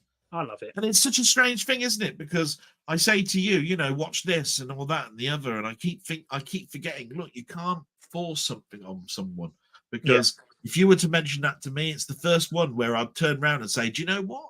There hasn't been one film where I've actually felt, or TV series where I felt we've got a conflict on anything, but that is one where I'd argue the toss every time and say, what a pile of crap. I think we also get into it, one way. In any way I couldn't get. I tried it many times. Tried it. Honestly. I think we also need a full Blu-ray release over here in the UK of this. Oh, well, Stranger don't we Things. all? Stranger Things. Fucking hell. And Mhm. the original In-Betweeners, the first 3 series. I mean, that on Blu-ray as well. Canal. Yeah, Been they long could do enough. that as a box set with the 2 films, couldn't they? Yeah, exactly. Because they've already released a 2-film set. Release the original Yeah. fucking In series. fact, In Between Us 2 was on telly the other night. I couldn't get to Right. sleep. It was on. I turned it on, and it was at the point where they were going down the slide, and the shit hit him in the face. I love that thing so much. Reminded me of Gobshite. Here. Poo! In the wow. water! Fucking dickheads. It's the slap noise it makes as soon as it hits his face off the water slide. Well, I was just thinking he kept turning around and saying, clear, clear, clear. Yeah, Poo! he couldn't himself just stay underwater for about another 10 seconds. And it wouldn't have hit him. It wouldn't have hit him. What a muppet. We have Danny here saying, Dad's Army, Steptoe and Son, as I was born in 1975. Yeah, DVD editions only. Shame. But yeah, I must admit, it would be hard to go back to Steptoe and Son, because I do know that certainly even now episodes of that are in shocking state. State, you know. We're lucky in the fact that they did get them all back now, and they don't need to go refer back to just the audio recordings. Mm-hmm. But yeah, they do need a restoration. Oh, they need a restoration bad. And Steptoe and Son is quintessential must watch for British comedy. Yeah. You know what I mean? Really is. We have MB22 here saying, I remember watching cartoons and all the normal stuff, but the first movie that I seen while young that stuck with me was Tales from the Dark Side, the movie. The Cat and the Gargoyles stories got me every time. Does he mean the Gargoyles as a TV cartoon, or does he mean as a film set? I'm not Because entirely sure. there is a Gargoyles film, and there was a Gargoyles TV cartoon. It says the Gargoyles stories. Yeah. So I'd like to know more about that, because I do remember Gargoyles as a TV series, because I think it was done by Jonathan Frakes. It was most of the Star Trek Next Generation crew that was doing the voices for it. Yeah. I remember rightly. David, innit? I think Keith David did the voice of who the fuck did he voice? Goliath. That's who it was, Goliath. Yeah. I'll tell you what, I've got very, very fond memories as well when it comes to American cartoons of Dungeons and Dragons with Uni, the little unicorn, and you had Avenger, and that big dragon. That the music in that was also used in the Marvel productions of The Incredible Hulk, the 13 episode version that Stan Lee narrated for him. We're talking 1981 this time. So I just love that. The music in that was brilliant. Oh, Dungeons and Dragons. I feel like going back to that now.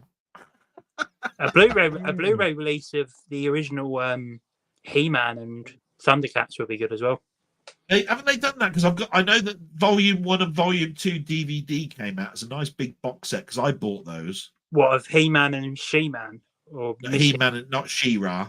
It was He-Man, Volume 1 and Volume 2 from the Filmation stuff from the and there was 80s. There was a female one as well. She-Ra. She-Ra. Yeah, they released that as well. Which I never bought. But then I don't know if they've converted them to Blu-ray yet, but I have got them on DVD. Yeah. I thought they'd done them in Blu-ray because it's Filmation. And I think they celebrated an anniversary just recently. Yeah. I thought they'd come out. Because even the Star Treks have come out as Blu-ray. Yeah. That's 1973, 3? Jesus. 72. Yeah, 72. 2 seasons of that. We have Rob here saying it was Disney's Robin Hood and Winnie the Pooh for me. I think a lot of people have a fondness for Robin Hood. I think everybody remembers it like with the snakes and the animals and everything. It's just like really, really weird to me. Yeah. We have David here saying Priscilla, the film coming out next year, Elvis Presley's ex-wife movie. Looking forward to it. Yeah, that'd be quite good. See, for me, if they're going to do something like this, I wish they would have incorporated some of that into the Elvis movie that we had. But obviously, if it's coming out as a standalone thing, I'm all for it. Should be interesting. Yeah, I'd have liked a bit more interconnectivity. I'm like you, but I do like a film that comes out that offers a different viewpoint. Because Priscilla came into it when he went into the army. Yeah. So you're seeing it from a point of view of a young girl seeing a rock star come into the family because of wartime, and then turn into a woman, and then see him at his highs and his lows, the ultimate divorce, and then still be connected by a child. Well, did they have a child? Yeah, they did, didn't they? Yeah. I think she was only 16 when they got married. Yes, that's right. So it's nice. And if that would have been incorporated into the Elvis film, if it was being looked at from a, hey, we could do two things here, like a bookend. Here's Elvis's story, here's Priscilla's story. That'd be really good, wouldn't it? But yeah, it's a shame. They don't think of these things, or they wait until something's a success and then they bolt it on. And I don't like that, really. The only problem I have with it is that they're getting someone else to play Elvis. Why not just have Austin Butler play Elvis? Is it being done by the same film company? I'm not too sure, but they're having a different actor play Elvis. Yeah, but do you remember back in the day that certain actors were tied to licenses to studios? Now, it's not so much that now, but maybe they did try and do that and find out that he's booked for the next 4 years in these films, and they can't wait that long. And I mean, it's a strange time, isn't it, at the moment, because you've got the writers and all that sort of shit going on. So, but he does have a new movie coming out with Tom Hardy called Bike Riders. It's about a motorcycle gang, and it looks very much like Sons of Anarchy. So I'm looking forward to that. I remember Sons of Anarchy was a TV, wasn't it? Yeah, favorite TV show. Yeah. I do remember that. I watched it. I binge watched it. I think I had it done within a week, all 7 seasons. Oh Christ, I couldn't do that. We had Danny Dukes here saying Escape from Witch Mountain, Herbie movies, the 70s Spider-Man TV movies, Condiment that I own on DVD. I see at school on film with a break in the middle of them to change the reel. Wow. Just keep that on there for a minute. Witch Mountain. Brilliant. Herbie. Forgot all about those. Christ, the Herbie set of films. Herbie Rides Again. Herbie Goes Bananas. Jesus. 70s Spider-Man TV movies. Quintessentially really weird and only unique to Europe, because the 70s Spider-Man was a TV series that they put 2 episodes together to make a film. And even over here, they did it differently again because of Saturday Film Club for Kids. They put Spider-Man and the Hulk together in one double bill. Yeah. Or I think it was Empire or forgotten now. But they did double bill posters of that. And again, the Hulk bit was a TV movie, not set for something to be shown in the cinema. Condor Man was so hyped because kiddies cinema was so big back then. They did an advertisement reel of the next set of films, and they advertised films like Meteor,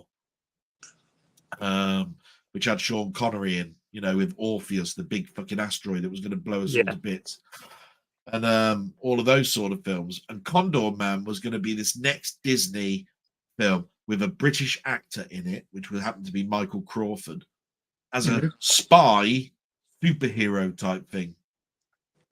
They even had the Condor car outside the cinema so you could see it, right? Which was some sort of brown Corvette with the wings of an eagle on its bonnet. I'll never forget it because I was super hyped to see this film. And when I went in to see it, what a pile of pants! Honestly, I was throwing popcorn. I was going, fucking, what's this shit? Like this with my popcorn, because I couldn't believe it.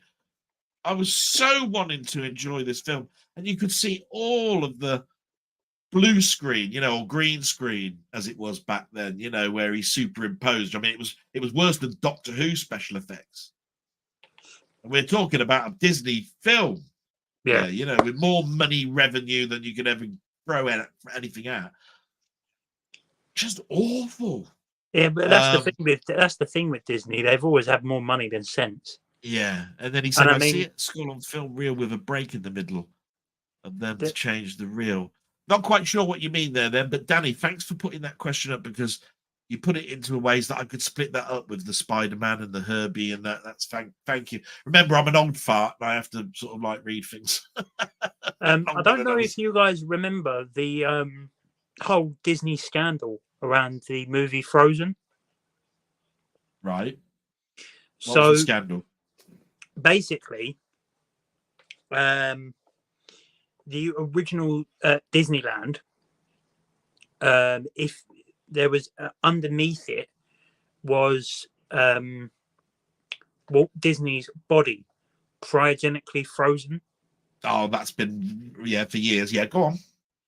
And if people were to type that in Google, Disney Frozen, it would come up with that, I which see. is Right. which is why they brought out the Disney film Frozen, so that when people would type that into Google, it would come up with the film rather than the fact that Walt Disney's body is still Yeah, under. it's because of Walt Disney's conspiracy theory of wanting to prolong his life.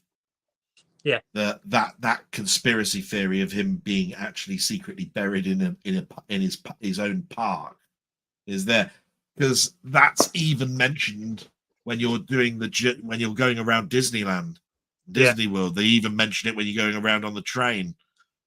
I didn't know that there was a conspiracy though around the time that Frozen come out. That's an interesting story. Thanks for that. That's right. But Walt Disney was one of those future people. That's, in fact, Stan Lee invented Iron Man's father to be Disney.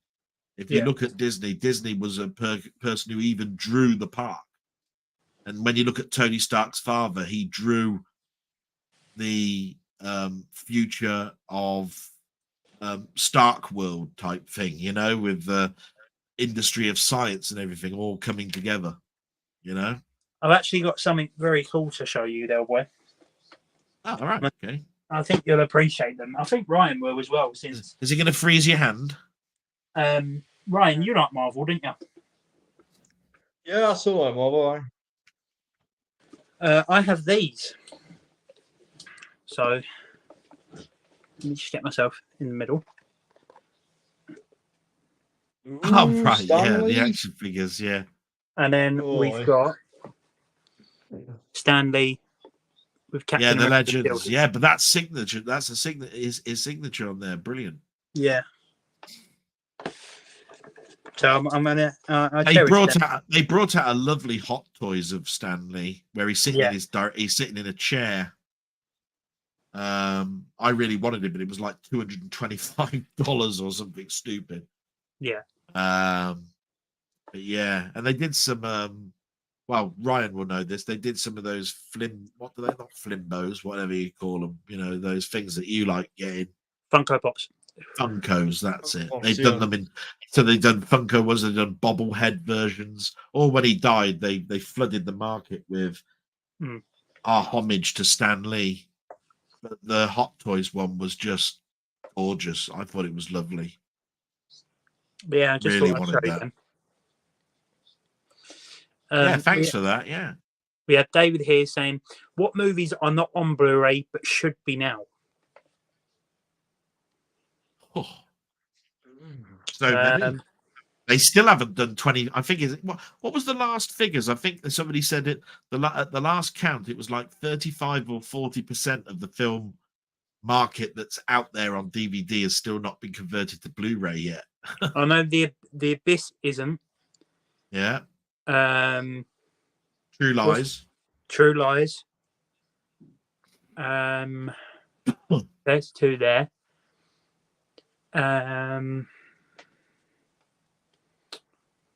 Oh, it's a really good question.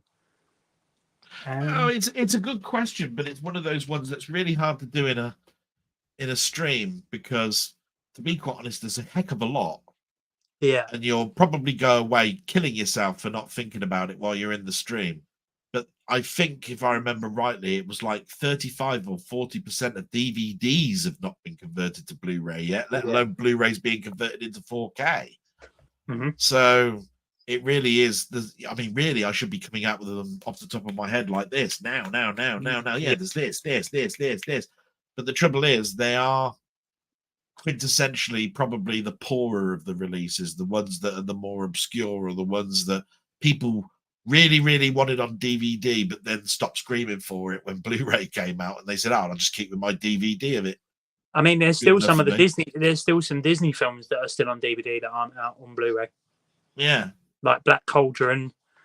There's quite Well, a few. have they done the Herbie films in Blu-ray? I'm not too sure. You see, sometimes you got to look at it and go, "Is it worth it? Yeah, Is the picture quality?" Because I remember even back then when Disney was showing Herbie and all that at the cinema, yeah, it wasn't the best film stock in the world. In fact, it could have been like the TV series of the Banana Splits, as far as I'm concerned, with yeah. all the pops and whistles and marks and scratches that come with 16mm film. So They did actually.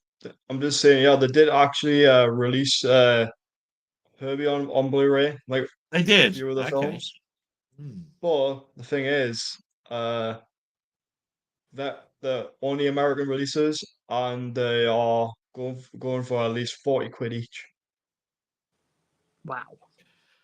I don't see a big I market have for some. it myself because I do like my childhood, but at the end of the day, I look at Herbie as being a fun thing that I used to like watching. And if it was on Disney Plus, I'd be going, "Oh, isn't that nice for me to rewatch that?" When I look at my collection, I don't go, "Fucking hell, look, I've got a gap where Herbie would go." No, What about yourself, Ryan? I ain't got that itch. Ryan? Yeah, that's what I'm saying. Gobshite. Right. Oh, there you are. Sorry. Yeah, I'm here. So what was the question? What movies are not on Blu-ray that should be? Oh, fuck me. No, thank you. No. Well, the same thing for me. It would say the Abyss, and True Lies. But good question. I don't know. I literally don't know. It is one of the Um, hardest questions, especially from our standpoint as collectors, that we'd sit there racking our brain for hours and we still wouldn't get through half of the films that should be. mhm. So, yeah, that's a really good question, but a really fucking hard one at the same time. Yeah, thanks, you bastard. David says, I think this really is the original TV show of Planet of the Apes are on Blu-ray. No.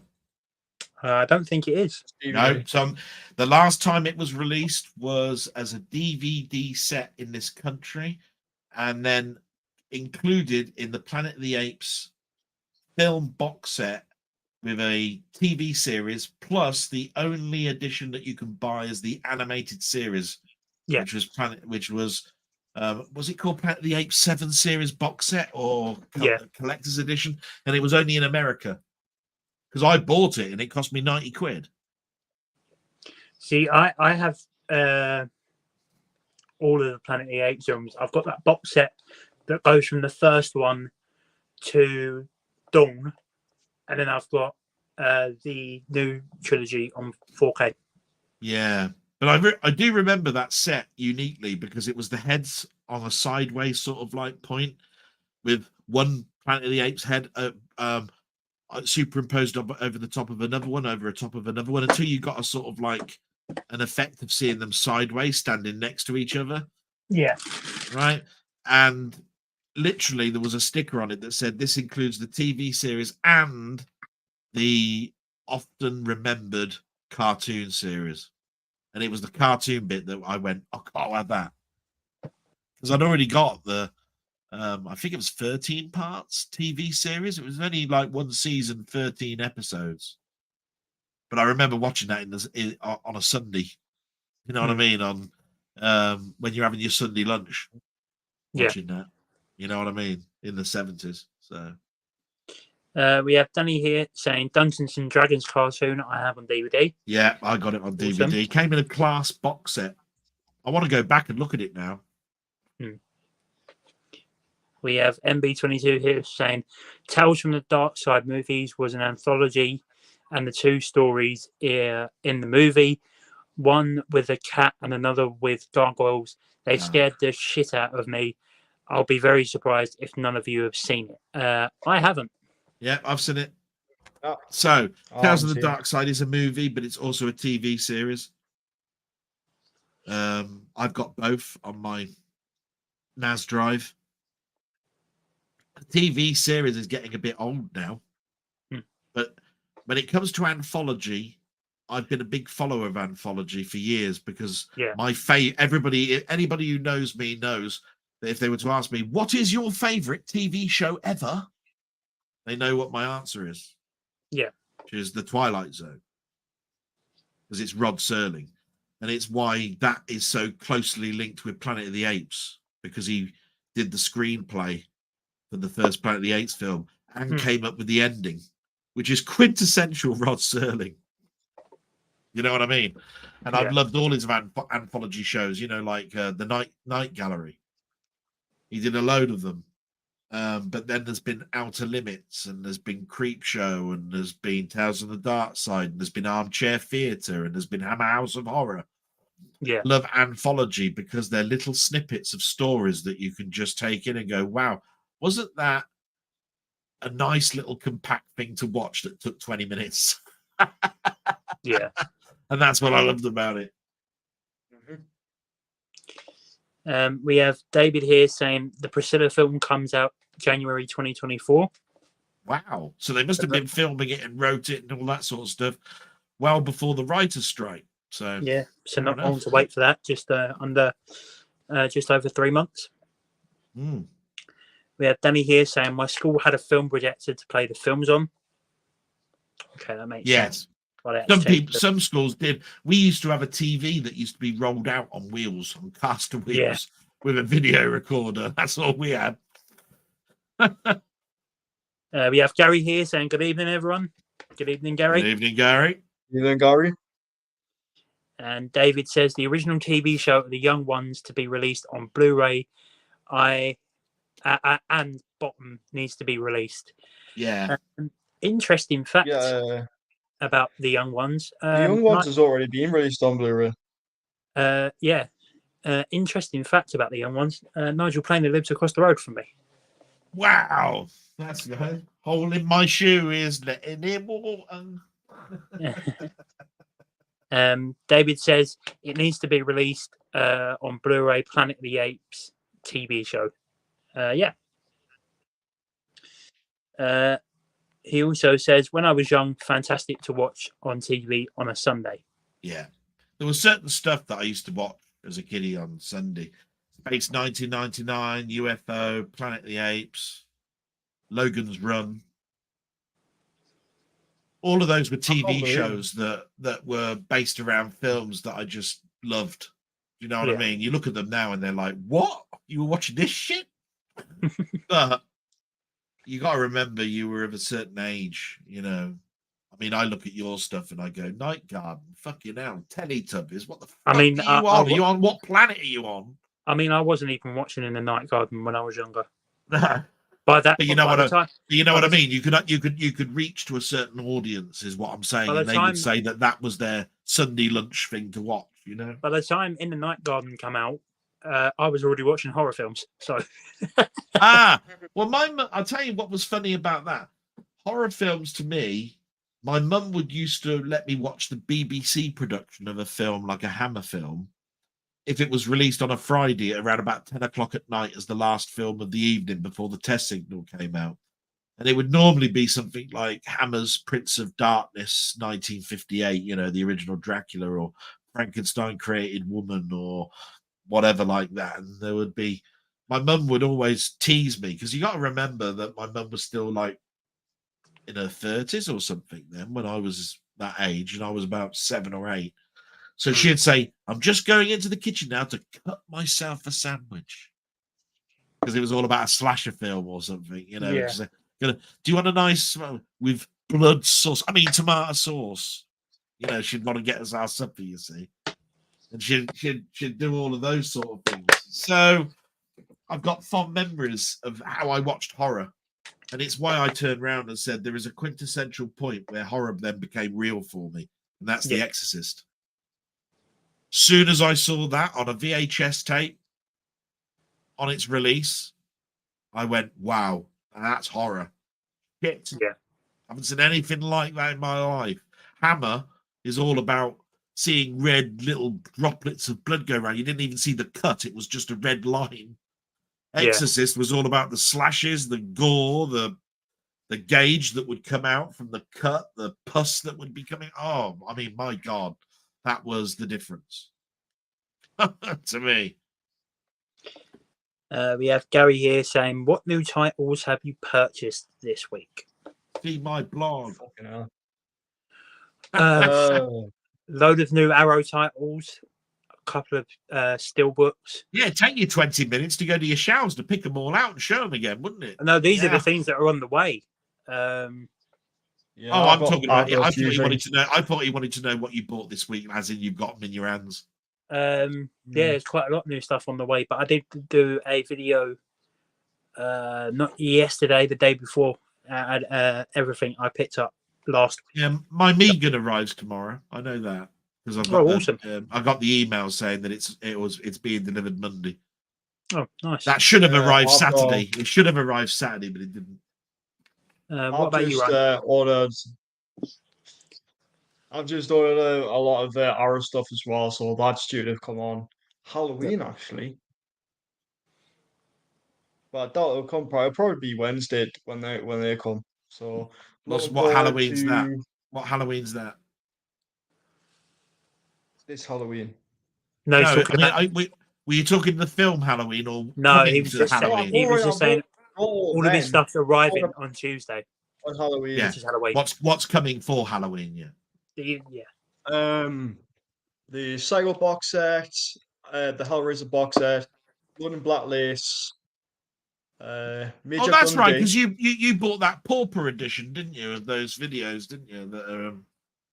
That's quite good. So now you've gone up market now and bought the Psycho proper box set, haven't you? Instead of waiting for a cheapo version to come out with. I was very pleased when I heard that. I thought, oh, good for you. The 4K set is fully sold out now, so I had to go with the Blu-ray one.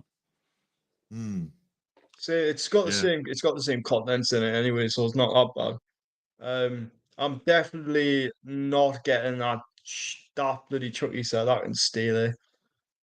I probably will end up getting the Blu-ray version rather than the 4K one because it comes with all the movies on one format, rather than having 2 to 7 on 4K and then the first one on Blu-ray. If it wasn't such a license problem, I'd love it. But it's just, can you really ignore the fact that you can have all the others on 4K and you can get that one on Scream Factory and then replace that disc and say, right, I've got them all in a 4K box set. But then you're paying more, if you get the 4K set, you're paying more to get the Scream Factory of the first one. Whereas if you get the Blu-ray one, it comes with all of them on Blu-ray. You don't have to purchase any extra to get them on the same. Yeah, format. But like I said, it's that toss-up. It's that argument that you have with yourself and say, do I want it on 4K or do I want it on Blu-ray? The Blu-ray being the simpler option and having it all in Blu-ray format, which is absolutely fantastic, or going the expensive route of having it in 2 different boxes, but having them all in 4K. But the picture, does it warrant it? Because we haven't seen what the transfers are like. So you have that battle yourself. And I think, like you guys, even the TV series is only released as a Blu-ray set, not as a 4K set. But you might as well just go down the Blu-ray route.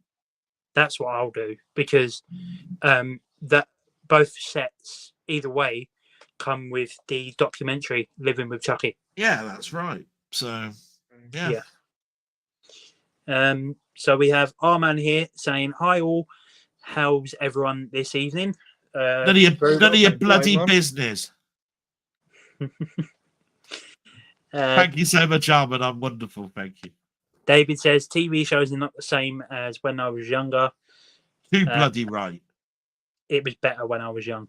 Absolutely. I'm an old fuddy-duddy, and I'm one of these people. It's just that it annoys me when I watch TV now because it's just shite upon shite. Well, it's all shite. It's just the fucking same shit that being shown since the 60s, aka Coronation Street. I am happy though that they've done a second season of something that I thought was absolutely wonderful on Sky. It's called The Lazarus Project. Yep. I thought it was the gem of that year. I went on about it in my blog saying you've got to watch this. It was like 8 episodes long, and they've just released it as watching it again on Sky. And I saw tonight that it says second season of the Lazarus Project, and I'm going, wow, great, because what a story that was. I think thought the that only was TV wonderful. show for me at the minute that's probably really good, that's around now, that probably won't get a second season, and I don't think it warrants it either, is The Reckoning. Oh, right, okay. I haven't watched the new TV series remake of Interview with the Vampire. That was Yes, originally filmed with Tom Cruise. it was Jake that was telling me about that, and it was on in my background while we were having a chat one day. But another show that I'm itching to look at, and I'm probably going to watch one episode of it today when we're finished. My mate Denny has turned around and said on Netflix there's a TV series at the moment called Bodies. Yeah. Sounds really, really good. It's the way he described it to me is that there's this dead body that you discover in like 1923 and then 1956 and then 2024 and then 2056. It's the same body dead every time, and nobody knows where this body comes from or why it even keeps turning up with these different gaps. It's one of those ones where it's the amount of years between them that's the clue or something, like it's showing up every 40 years or something, you know what I mean? I have watched the first episode. It's really good. Oh, that's great. So he's told me he's watched a couple of episodes. He said it's marvelous. So Yeah. I'm really looking forward to watching that. We have David here saying Knight Rider and the 18. For what? Was TV shows that he liked when he was younger. Oh, right, of course.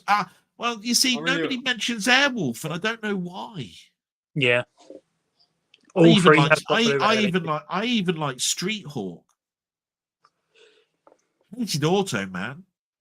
Yeah. Fucking hell. No, Manimal was the worst. Oh, don't even talk about Manimal. I'll have nightmares all night. Fucking awful show. And you have Yeah, the Fall Guy as well.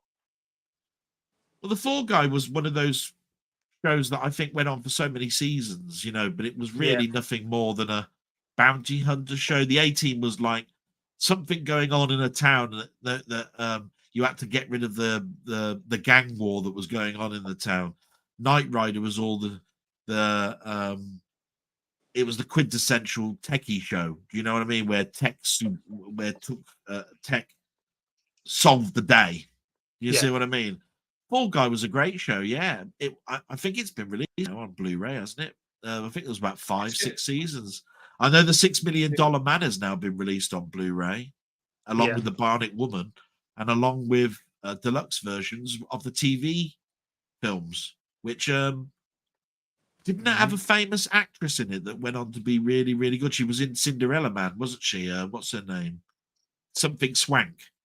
Hilary Swank. Hilary Swank. Yeah, she was in the $6 Million Man return film. She was the Bionic Woman or something of the return shows. I bet she hates that. They show that. They show that back. Speaking about the Fall Guy, actually, do you know they're making a film with Ryan Gosling? I do, and I think it's the worst thing that could ever happen. No, it is, because to be quite honest, it was a one-trick pony, and you already had Burt Reynolds making a movie back in the day where he was a stuntman on a film set. So what is there new to do? It's the worst thing that I've ever heard of in my life. Doing that. I will just say we'll take a couple more comments and then think about wrapping things up. Oh, of course, because I've got work as well. Yeah. We have Gary saying that Megan Steelbook sold out instantly. Didn't it just? He also says, I'm going to get the Chucky Blu-ray set and not bother with the 4K set. I think you had the best idea there, Jake. I think yours was the best on that. Really do. We have our man here saying, question for Del Boy. Considering the topic, favorite duo in classic series, The Avengers. Personally, I'd say Steve and Tara King. So a favorite duo in a classic series where there's two people. Classic.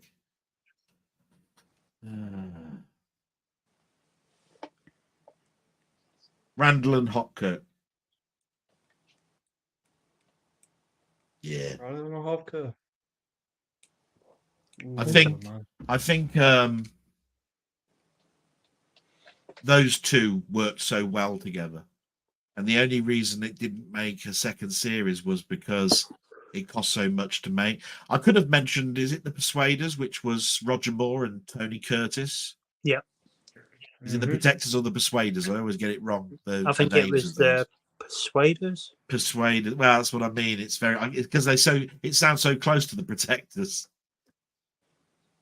I could have done Sapphire and Steel as a more modern one, because David McCallum and Joanna Lumley were great as those two sort of demigods that were trying to solve time crimes.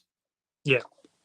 But I'll go with Randall and Hopkirk because I've got a very, very soft spot for Randall and Hopkirk deceased. I just love the fact that anybody as a ghost is just dressed up in white suits. No, I'm just saying, didn't Randall and Hopkirk get remade, didn't it? It did with Vic Reeves and Bob Mortimer, the BBC. I bet that was and it had Tom Baker in it. Not really good. Had Tom Baker in it. Yeah. Tom Baker showed up as a special appearance in it. Not so good though, that. We have David here saying Chips TV show. Yeah. That was a show that my best friend at the time, who lived opposite the road to me here, his name was John Baker. He loved that show because his name was in it, because it was, who was it? It was like Officer Baker and Poncherello or whatever his name was, wasn't it? Yeah. As part of the bike highway patrol, wasn't it? Because it was motorbikes, wasn't it? Chips, California Highway Patrol, wasn't it? Yeah. But I only really liked the theme tune. I just love the fact that they did this sort of like funky disco guitar thing at the beginning, where some action sequence was going to happen, and then when that sequence finished and the crash scene had all been done, it then started the intro music. Yeah, and it seamlessly went into it. I thought that was brilliant. So it was more the music than the show for me on that. And David also says Airwolf. Brilliant. Can't say enough on how music quintessentially alters your perspective in memory in regards to a TV series, because even now, as old as I am, recognize that the music, right? Sylvester LeVay, I think who did it. He wrote it with synthesizers, but used synthesizers to imitate the noise of the blades going round on the top of a helicopter, which is why it went. That's the noise of the helicopter blades. Yeah, absolutely marvelous when you start having somebody who looks at things like that. But Ernest Borgnine was the character for me. I wasn't really into Stringfellow Hawk.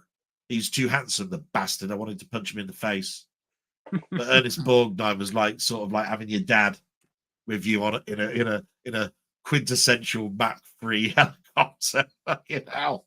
Yeah, that would blow his brains off, wouldn't it? He'd be going like this every time, wouldn't it? They put them turbos on. We have Gary here saying, who was the woman in Knight Rider with the Hoff? Well, there was two, weren't there? They called them Donnie. Oh, I forgot what her name was, but they had two specific actresses playing the technician who worked on Kit's engine in that truck.